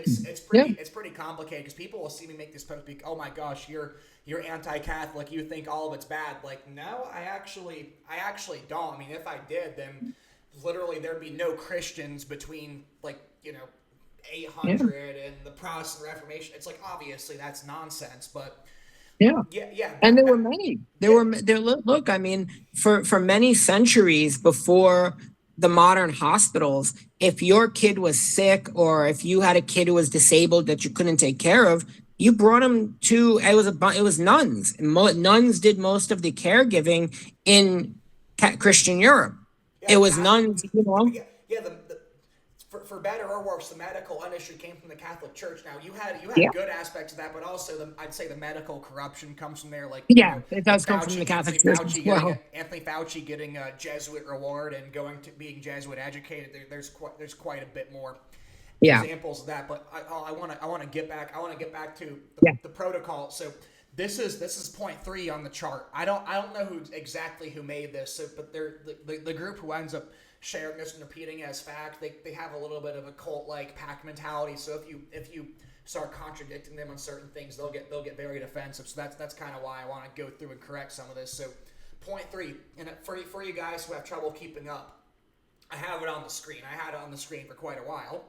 The same year in 1884, Mama Misel, I can't pronounce it, Justine Glinka, so that's the daughter of a Russian general living in Paris, obtains a copy by paying her assistant Joseph Skrokist, a member of the Mizraim, 2,500 francs. So he was then murdered in Egypt a few months later. So I want to give a little bit of commentary on that. You had people high up in the Russian government, including its military, colluding with French channels from the Ray of the Mizraim, because it's a self-fulfilling prophecy. Nicholas Bonneville, who was really high up in the original Illuminati, he actually predicted we are going to spread these revolutionary ideas to Russia, and he pretty much foresaw the Russian Revolution. So that's why these Russian guys are actually communicating these French. And also, this meme doesn't cover it, but they also colluded with a lot of these Italians. Like, I'd say in many ways, Russia right now is a colony of Right. these Italians, and not the Italian military or anything, but their secret societies. Because how's Italy run? They're a bunch of communist, fascist gangsters. How's Russia run? They're a bunch of communist, fascist gangsters. It's pretty much Yeah. the exact same thing. So Yeah. Can I just point out quick, by the way, that this was in 1773. I'm sorry. It's rewritten. Okay, 1884. Yeah, because I was gonna say Catherine the Great had already brought the Jesuits back into Russia. I didn't. Peter the Great expel them, and then she brought them back. Well, If no, I'm it not, was, if it I. was it, she, Catherine the Great. Catherine the Great. I'm pretty sure she was actually like, she was pretty long ago. What I think she did was she actually was the one who brought in the Knights of Malta. Let me look. Catherine the Great. Yeah, I'm pretty sure I'm thinking of the right one. 1600s. No. Catherine the Okay, Great no, was you're right. seven- Oh, was no, yes. 817. No. I'm wrong. I'm thinking of a different though. Catherine the Great. So she brought the Jesuits in. Yeah, no, I know what you're saying, but it was Tsar Alexander, I believe, the second, who expelled them in 1822. Yes. Then it was the Okay. Bolshevik communists who, after 100 years, let the Jesuit order back in, which is rather telling. So this is actually, Nicholas Bonneville. Nicholas Bonneville actually prophesied them around the time of Catherine the Great. And Catherine the Great, she had this very centralized kind of authoritarian government, which is exactly like the kind of communist fascist governments that the Illuminati want to create also. Because if you think about it, I keep repeating this framing device, but authoritarian governments that control the means of production, it's pretty much just a mafia shakedown where the mafia Yeah. becomes a state. That's the Illuminati is where the mafia came from also. So Yeah. just going to go back to this really quick. So Mademoiselle Justina Glinka then sends the French original and a Russian translation to the Tsar, but is intercepted by the couriers, and the Tsar doesn't receive it because remember, like this was meant to sow division and confusion. So they want to send the Tsars also because where you can have orchestrated chaos, the Illuminati comes, and that's how they operate. That's how this branch of the hierarchy works, at least. And the organizations like the Jesuit Order be like the brains, and the Knights of Malta be like the military arm that exacts things and actually coordinates part of the Illuminati. But Glinka then sends a copy to Alexis Sikotin, who showed it to Philip Stefanov, Professor Sigeli Nielis. So Stefanov circulated copies in 1897. So you have people in rather influential institutions in Russia and France circulating them. Yeah. So Professor Sergei A. Nielis publishes the protocols for the first time in Russia in 1901. So this book is titled The Great Within the Small. So the professor then publishes it again in 1905 as the protocols for the learned elder of Zion. And each time it's rewritten and giving a facelift. So when people circulate the protocols of the elders of Zion, what you're looking at is a constantly retcon thing where it was pretty much the Illuminati trying to throw Jello at a wall until something would stick. Kind of like the communist, actually kind of like the Communist Manifesto, because there was other versions of that by people other than Marx that they tried to write, and every single one of them were a flop. Like they never got any kind of popular demand. So I just kind of think that's funny to point out. It's like people really don't like this kind of stuff. So you've heard of Theodore Herzl, right? Of course. Yeah. Do you want to briefly introduce who Theodore Herzl is, so what I'm about to read can have more context? Theodore Herzl was the first to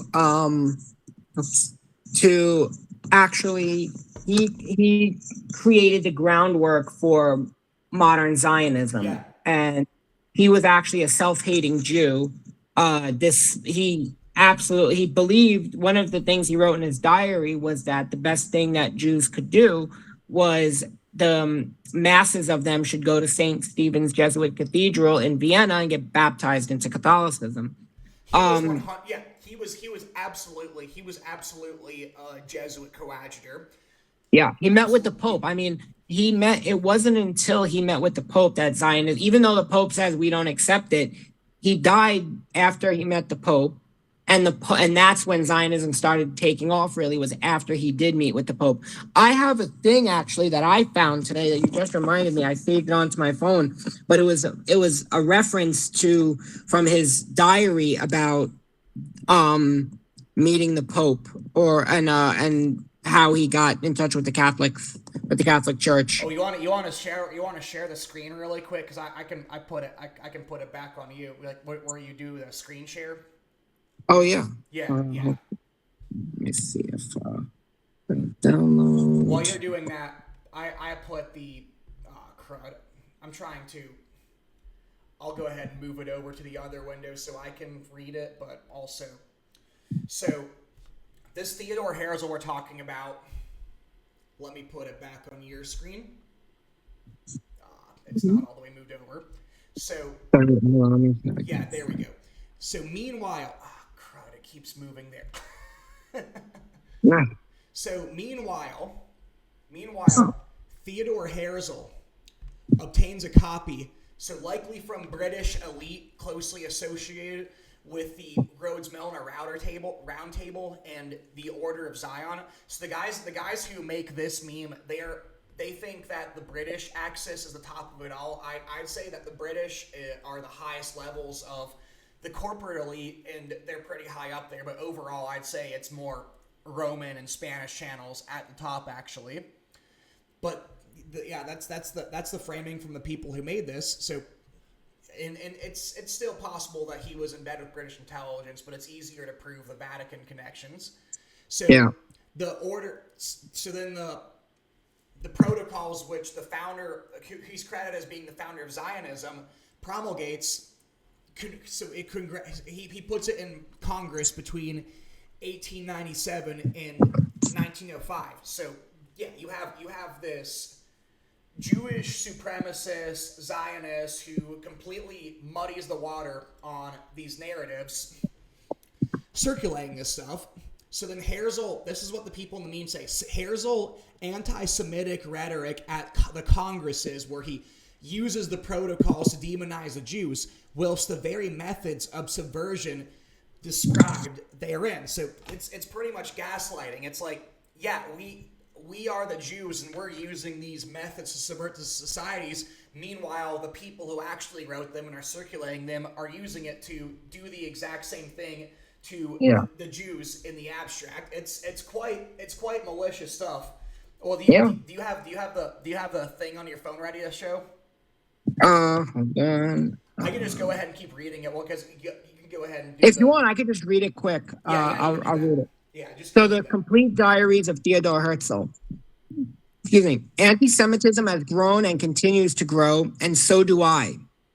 I can still recall two different conceptions of the question and its solution, which I had in the course of those years. About 2 years ago, I wanted to solve the Jewish question, at least in Austria, with the help of the Catholic Church. I wished to gain access to the Pope, not without first assuring myself of the support of the Austrian church dignitaries, and say to him, help us against the anti-Semites, and I will start a great movement for the free and honorable conversion of Jews to Christianity. Christianity means Catholic, by the way. Free and honorable by virtue of the fact that the leaders of this movement, myself in particular, would remain Jews and as such would propagate conversion to the faith of the majority. The conversion would take place in broad daylight, Sundays at noon in St. Stephen's Cathedral, a Jesuit cathedral in Vienna, with festive processions and amidst the pealing of bells, not in shame, as individuals have converted up until now, aside from the Frankists, but with proud gestures. And because the Jewish leaders would remain Jews, escorting the people only to the threshold of the church and themselves staying outside. The whole performance was to be elevated by a touch of great candor. We, the steadfast men, would have constituted the last generation. We would have still adhered to the faith of our fathers, but we would have made Christians of our young sons before they reached the age of independent decision. After which, conversion looks like an act of cowardice or careerism. As is my custom, I thought out the entire plan down to all its minute details. I could see myself dealing with the Archbishop of Vienna. In imagination, I stood before the Pope, both of them, and it ends there. Yeah. So I think there's more connections to Roman intelligence than British intelligence. I'd argue by the late 1800s they were pretty much the same thing, rather Protestant or Catholic. I'd say the three capitals of the world government are Valencia, Spain, Rome. Obviously, Rome still is, and also London. So, yeah, they're all three at a similar level, but I just think people can overplay the British at the expense of the other two a little bit. So I want to go ahead and finish this and let you get some commentary, and then I think we can wrap this up because what I'm about to read is going to get into the Sabbatean Frankists. I'm thinking that because this video is more about the methodology and where the Jewish question comes from. So I'm thinking we can get into the hierarchy stuff itself with the formal and informal. And where we were talking about Rabbi Shmuley, my intention with that was to actually give examples on how the methodology relates to the hierarchy, because it's kind of hard to relate to the two. But it might be good for like tomorrow or something, just because that's going to be a whole nother discussion. Just a heads up, it is 1:45. At almost 1:45. Yeah, so. That's what I'm saying. That's why I want to go to bed. Get your commentary on this, and gotcha. I can start uploading it, and we can go on from there. But so this goes back to, it ends with Theodore Herzl. So I'm picking up where it left off. But I'm just going to add Theodore Herzl obviously was not working for Jewish interests. The so-called infiltration of the Illuminati into Masonic lodges in the 18th to 19th century was to introduce the Sabbateans, which are erroneously conflated with Jews, into the lodges in more considerable numbers, and to put the Judeo into the Jewish Masonic conspiracy, and to recruit such Jews, i.e. Sabbateans, that would help the Zionist agenda as its visible face. This objective was the same as the protocols written by Jewish elders, namely a part of the global Jesuit oligarchy's bid to put a Jewish mask on Zionism, thereby promoting the conflation. This is where I want to correct a little bit of this meme. I agree with everything in that line. Freemasonry in its exact current form was created in 1717 by the Jesuit order. So I'd say there's some truth to that, but it changed forms. Like you had the Albert Pike revision. So, and its constitution would stand to this day as written by Jesuit superior James Anderson in 1734. So there definitely are, like, James Anderson definitely had a role in the Scottish Rite Constitution, but you actually had more revisions in the Collège de Clermont in Paris in the 1750s. But guess what? That was a Jesuit college. That's a Jesuit base of operations, and it's where the head French Rothschild, I believe his name was Guy de Rothschild, actually was running the French branch of the Rothschild dynasty. So he was taking his order from the Jesuit order. Also, the Rothschild. I'm going to say this again. They are papal bankers. They are papal agents. Yep. Yeah. Just putting that out there. So. Yeah, James Anderson's a big deal, but you had the Claremont College revision. Then like the Constitution wasn't even codified into 1801. Then from there, after that, you had more Albert Pike revision. So that's where you get the division with traditional Freemasonry and Albert Pike Freemasonry. And there's still arguments where some of them try and say, oh, Albert Pike wasn't that bad. There's not much of a difference. Then you have other Freemasons say, what are you talking about? There's a huge difference. We denounce Albert Pike. So it existed prior to that and had been established several centuries prior by the Knights of the Garter, headed by the British monarch. So that's talking about Freemasonry. Hence, the head of Freemasonry is a royal. The Garter came into existence miraculously the same year as the Templars were said to be disbanded. That actually is false. The Knights of the Garter didn't come until the 1340s, but it was still, you still had overlap. Like it was obviously a Templar branch, but what did happen the same year the Templars were disbanded is you found Scottish stonemasonry all of a sudden got a degree of Rosicrucian and there is a Rosicrucian connection to Freemasonry, so just want to put that there. But this meme is drawing some parallels where there aren't any, so that can discredit it for some people. But I still overall endorse this message, and I'm almost done. The Garter came into existence. No, some of the Templars sought refuge in Scotland, and it was that fraternity that eventually led to the formation of the Scottish Rite. So, yeah, I think that's some pretty solid information. I just wanted to get it on record with the corrections because I've posted this meme again, and I've had people say, you got this detail wrong. It's like, okay, like I post a meme because it's helpful information. That doesn't mean I agree with literally everything on it, but. Right. You want to say something about that before we close this off? Yeah, I'll say I think the use of the word Sabbatean is incorrect. I would use Frankist instead. So what happened was after we'll talk about it later and talk more in depth about the Frankists, but I just want to give a concise version. After the Frankist baptisms, the Frankists were actually baptized by usually people of high stature became their godparents or whatever it is, their baptismal sponsors when they were converted. And when they infiltrated for a long time, when they came in for a long time, they were treated as regular Catholics. There was no they were welcomed in, and there wasn't really a distinction made between them and other Catholics the way it had been with conversos in terms of because conversos were a separate class than regular Catholics, even if they were 6 generations of converso in Spain, they were still a separate class than somebody who's been Catholic since time immemorial. So the Frankists were accepted.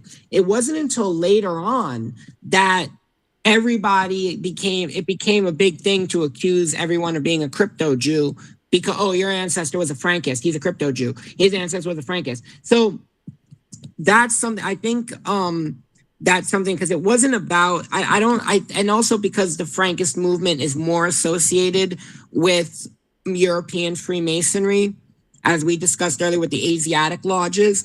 I think the word Frankist is a better use. I just want to put it's the Grand. That's more of the Grand Orient. That would also be from the Jacobite stewards who fled England. And I've mentioned this. I mentioned this in another video I have up, and we can get into more detail with that later. But yeah, you had English Grand Freemasonry made in 1717. Then a couple years after that, the stewards who tried taking back the throne of England and failed made a mirror version of that, which they further subverted more. So I'd actually say that Grand Orient Masonry created in France is actually more prone to subversion. That's why you have this constant rebranding. Oh my gosh, yeah, see, we got these Frankists. It's crypto Jews. So yeah, that became big there. And then later on, you actually had the Hermetic Order, the Golden Dawn, and Theosophy come out of the Grand Orient more so because Aleister Crowley, yeah, he was British, but OTO was more mainline, more continental Europe. It was more British. libertine. Huh? I think it was just. I think the Grand Orient is a lot more libertine. They accept atheists, for example,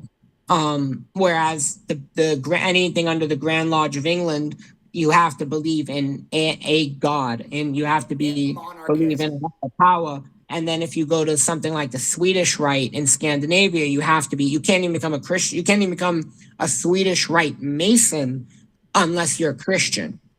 Yeah, no wonder why Sweden and like the Scandinavian countries became so atheistic. Like people will say, oh, it's because those Protestants rejected the Pope. Like actually, that's Counter-Reformation. Yeah. It's all okay. Yeah, it was yeah. Because it was actually because liberalism is really a Protestant value.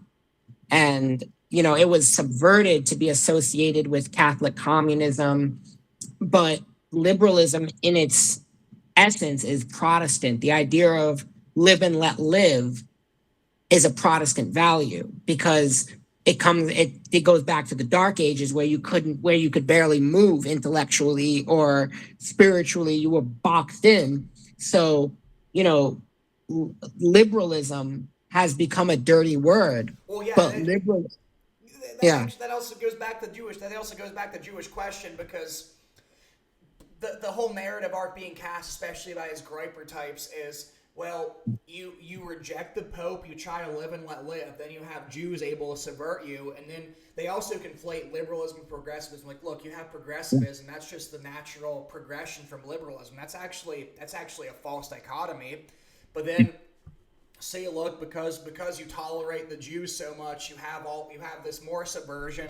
You have abortion clinics around the days of Prohibition. You had these 6'4" Jewish white ladies firebombing bars, and then because of that, you have the 19th Amendment and women ruined everything. So then they also planned this incel stuff because it's a lot of overlap between the incels and the Groypers.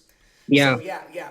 Well, just really quick, we want to wrap this up with just how the Sabbatean Frankists are sort of a false narrative before we end this, since we brought this up. Then we can get into the hierarchy more instead next time, I'm thinking.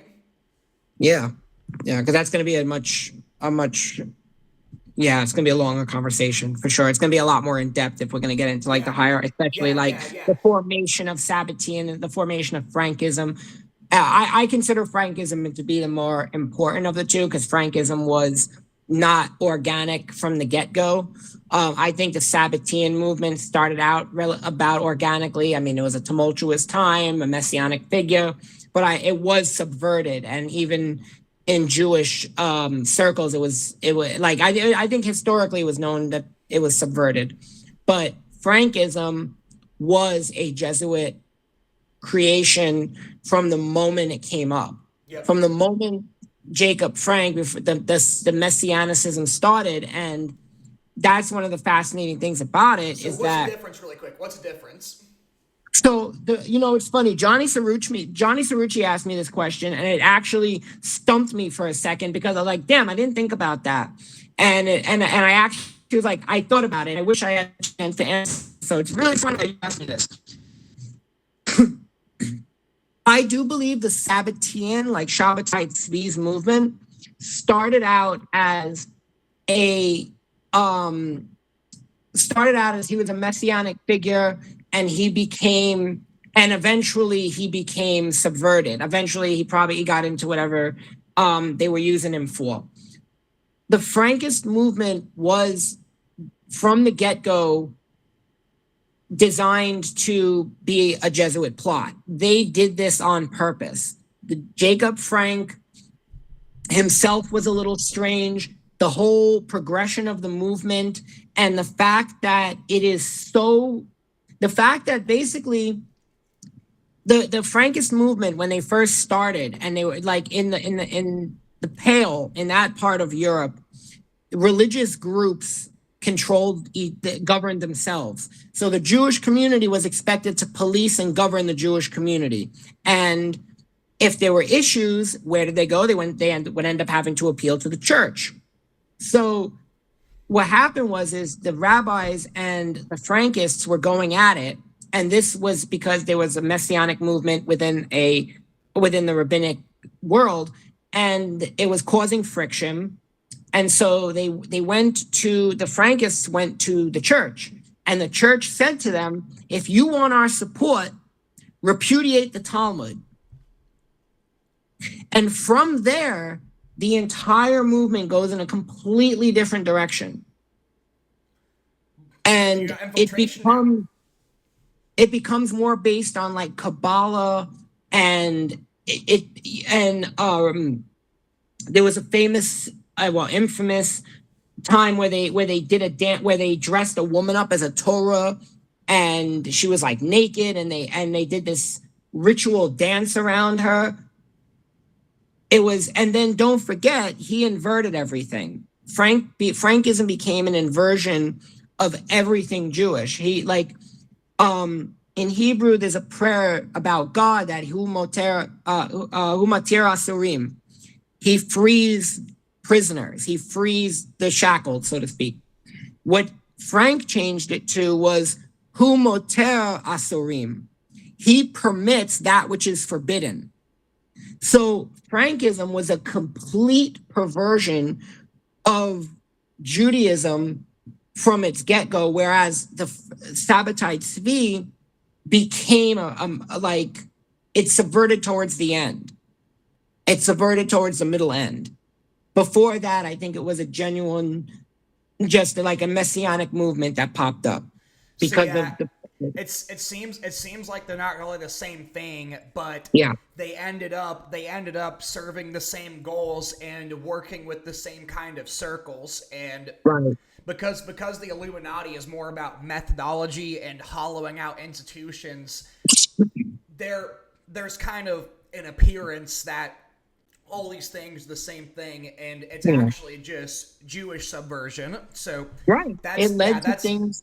I wouldn't be surprised those guys got into Labudovich or wherever Chabad comes from, also over in Russia. So yeah, if you want to go ahead and end there with how that ends up contributing to these false narratives, because I think that meme spells it out a little bit, but just ended up tying up like how does that contribute to the Jewish question as it is now, and how is that relevant to this whole weird Groyper, it's the Jew space where everyone's arguing over the hierarchy, where they're pretty much missing the most important aspects that can actually give you a meaningful framing device. Because really what I think it is it's a way to rob people of a framing device to understand what's going on. So you have a false idea of the conspiracies, and events now become disconnected from history because you don't understand the proper context that things are taking place in. That's what I think.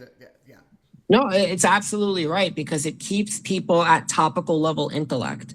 It's not, it's the Jews. Ignatius of Loyola was a Jew. You don't even have to research him. You don't even have to look into who he is. You don't even have to do anything more than topical level research because you know the answer already.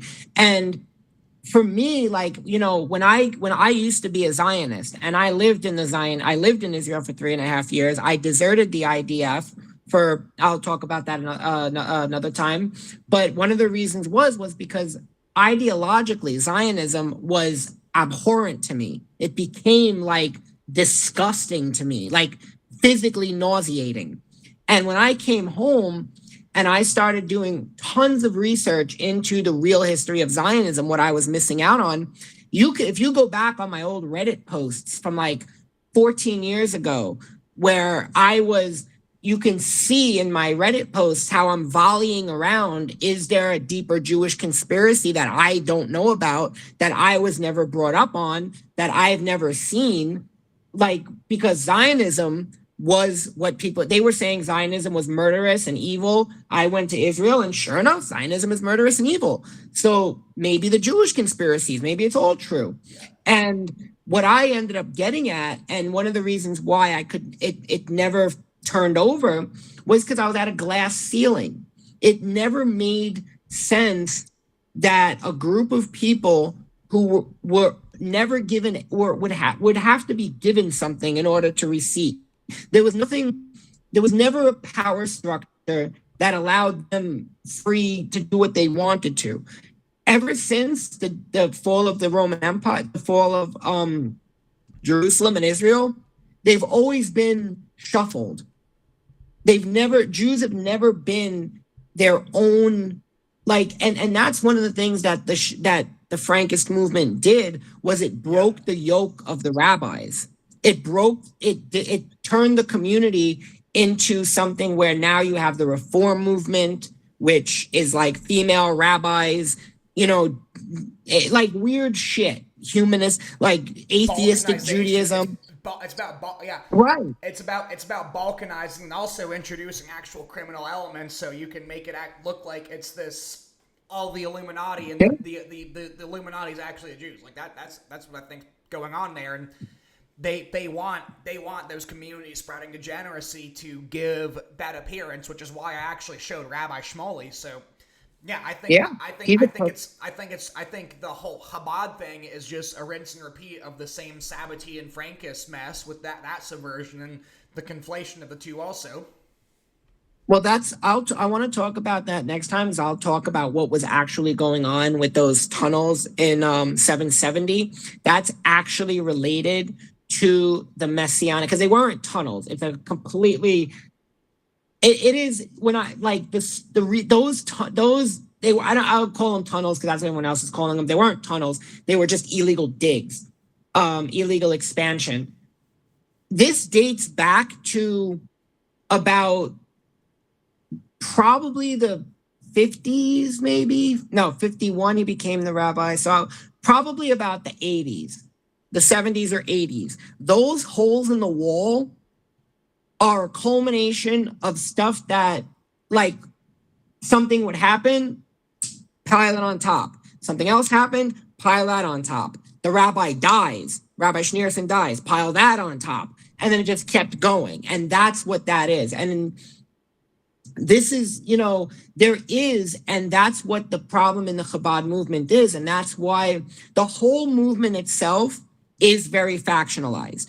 It is the same as like the Amish. People think like just because the Amish dress alike and they're all the Amish, they're all the Mennonites, they're all one priest or one pastor. They're very factionalized. And for example, the Chabad movement in France is not connected to, does not take orders from 770. They're part of it, but they're not. They're on their own. They do their own thing. They don't take legal anything from 770. And there are factions within Chabad where it runs the gamut from Rabbi Schneerson was a great guy. Maybe Rabbi Schneerson was the Messiah, is the Messiah. Rabbi Schneerson is the Messiah, and we're going to bring him back. We're going to do what we can do to get him back now. And that is in Israeli, that I will absolutely tie back to Frankism because it's a hardcore Kabbalistic movement based in Sfat. That's where all this is coming from the Chabad movement. It's coming from a bunch of Messianic Israelis who are, God knows what they're doing in Sfat. And, this is where it's coming from. And once again, the whole movement does get the blame. I'm not a fan of Chabad. I'm not a fan of them for other reasons. But in terms of the whole movement being it's not, because it's very factionalized. And there are some that are Messianic and some that are just, Rabbi Schneerson was a great leader. Well, you see these videos. You see Rabbi Shmuley on Twitter. It doesn't really matter. Like there's enough to paint this narrative on there, and oh my gosh, that's the whole thing. So wow, Chad Bad's with all these politicians. They must be running the show. That's what's going on with this. Yeah. I think they had the same optics. I think they had the same optics with the whole Sabbatia and Frankus thing that was in that meme, and even the people who are well informed enough to make that meme even confuse the two. I honestly didn't know enough to be able to tell the difference because there's quite a lot of history, so many subjects, so many factions to look in the history of. So I didn't even know. Yeah.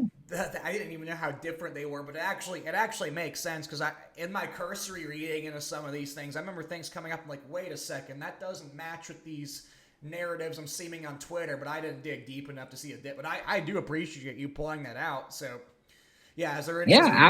Is there any concluding remarks you want to give? I think for the next show, we start talking about Frankism. I'm gonna revisit some stuff also, so I can just refresh my mind on a few things.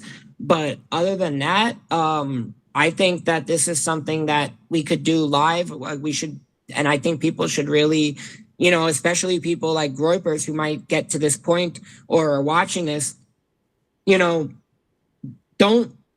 be so quick to dismiss. Yes.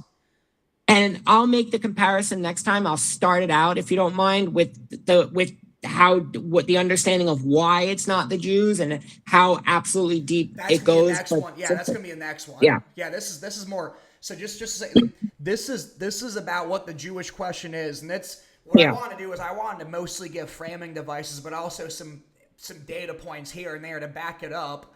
Because really what this is, it's a battle of framing devices, and there's so much going on that you have to be able to do this research yourself and be able to read and come to your own conclusions. If you're going into this thinking, I'm going to get my information by listening to certain personalities and regurgitating what you say, that's why a lot of these people end up as Groypers.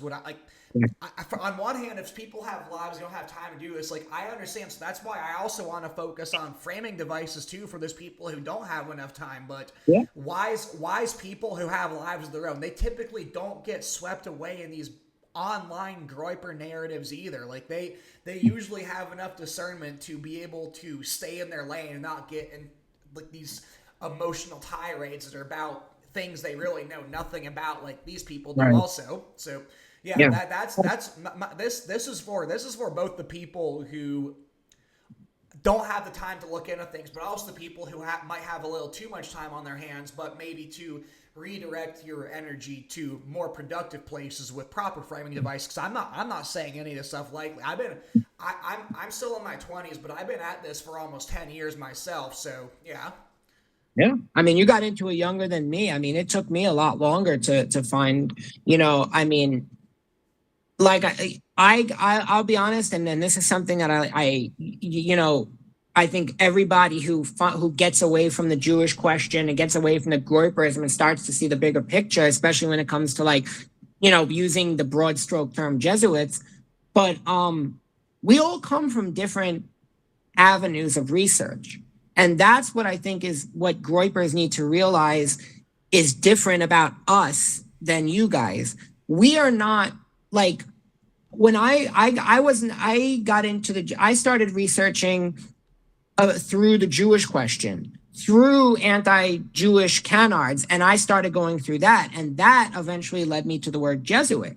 And when I started down that rabbit hole, I went to my friend who is a flat earther, and he's, he's an expert. And I said, man, have you ever heard of the Jesuits? And he goes, yeah, they invented the globe Earth. And I'm like, bro.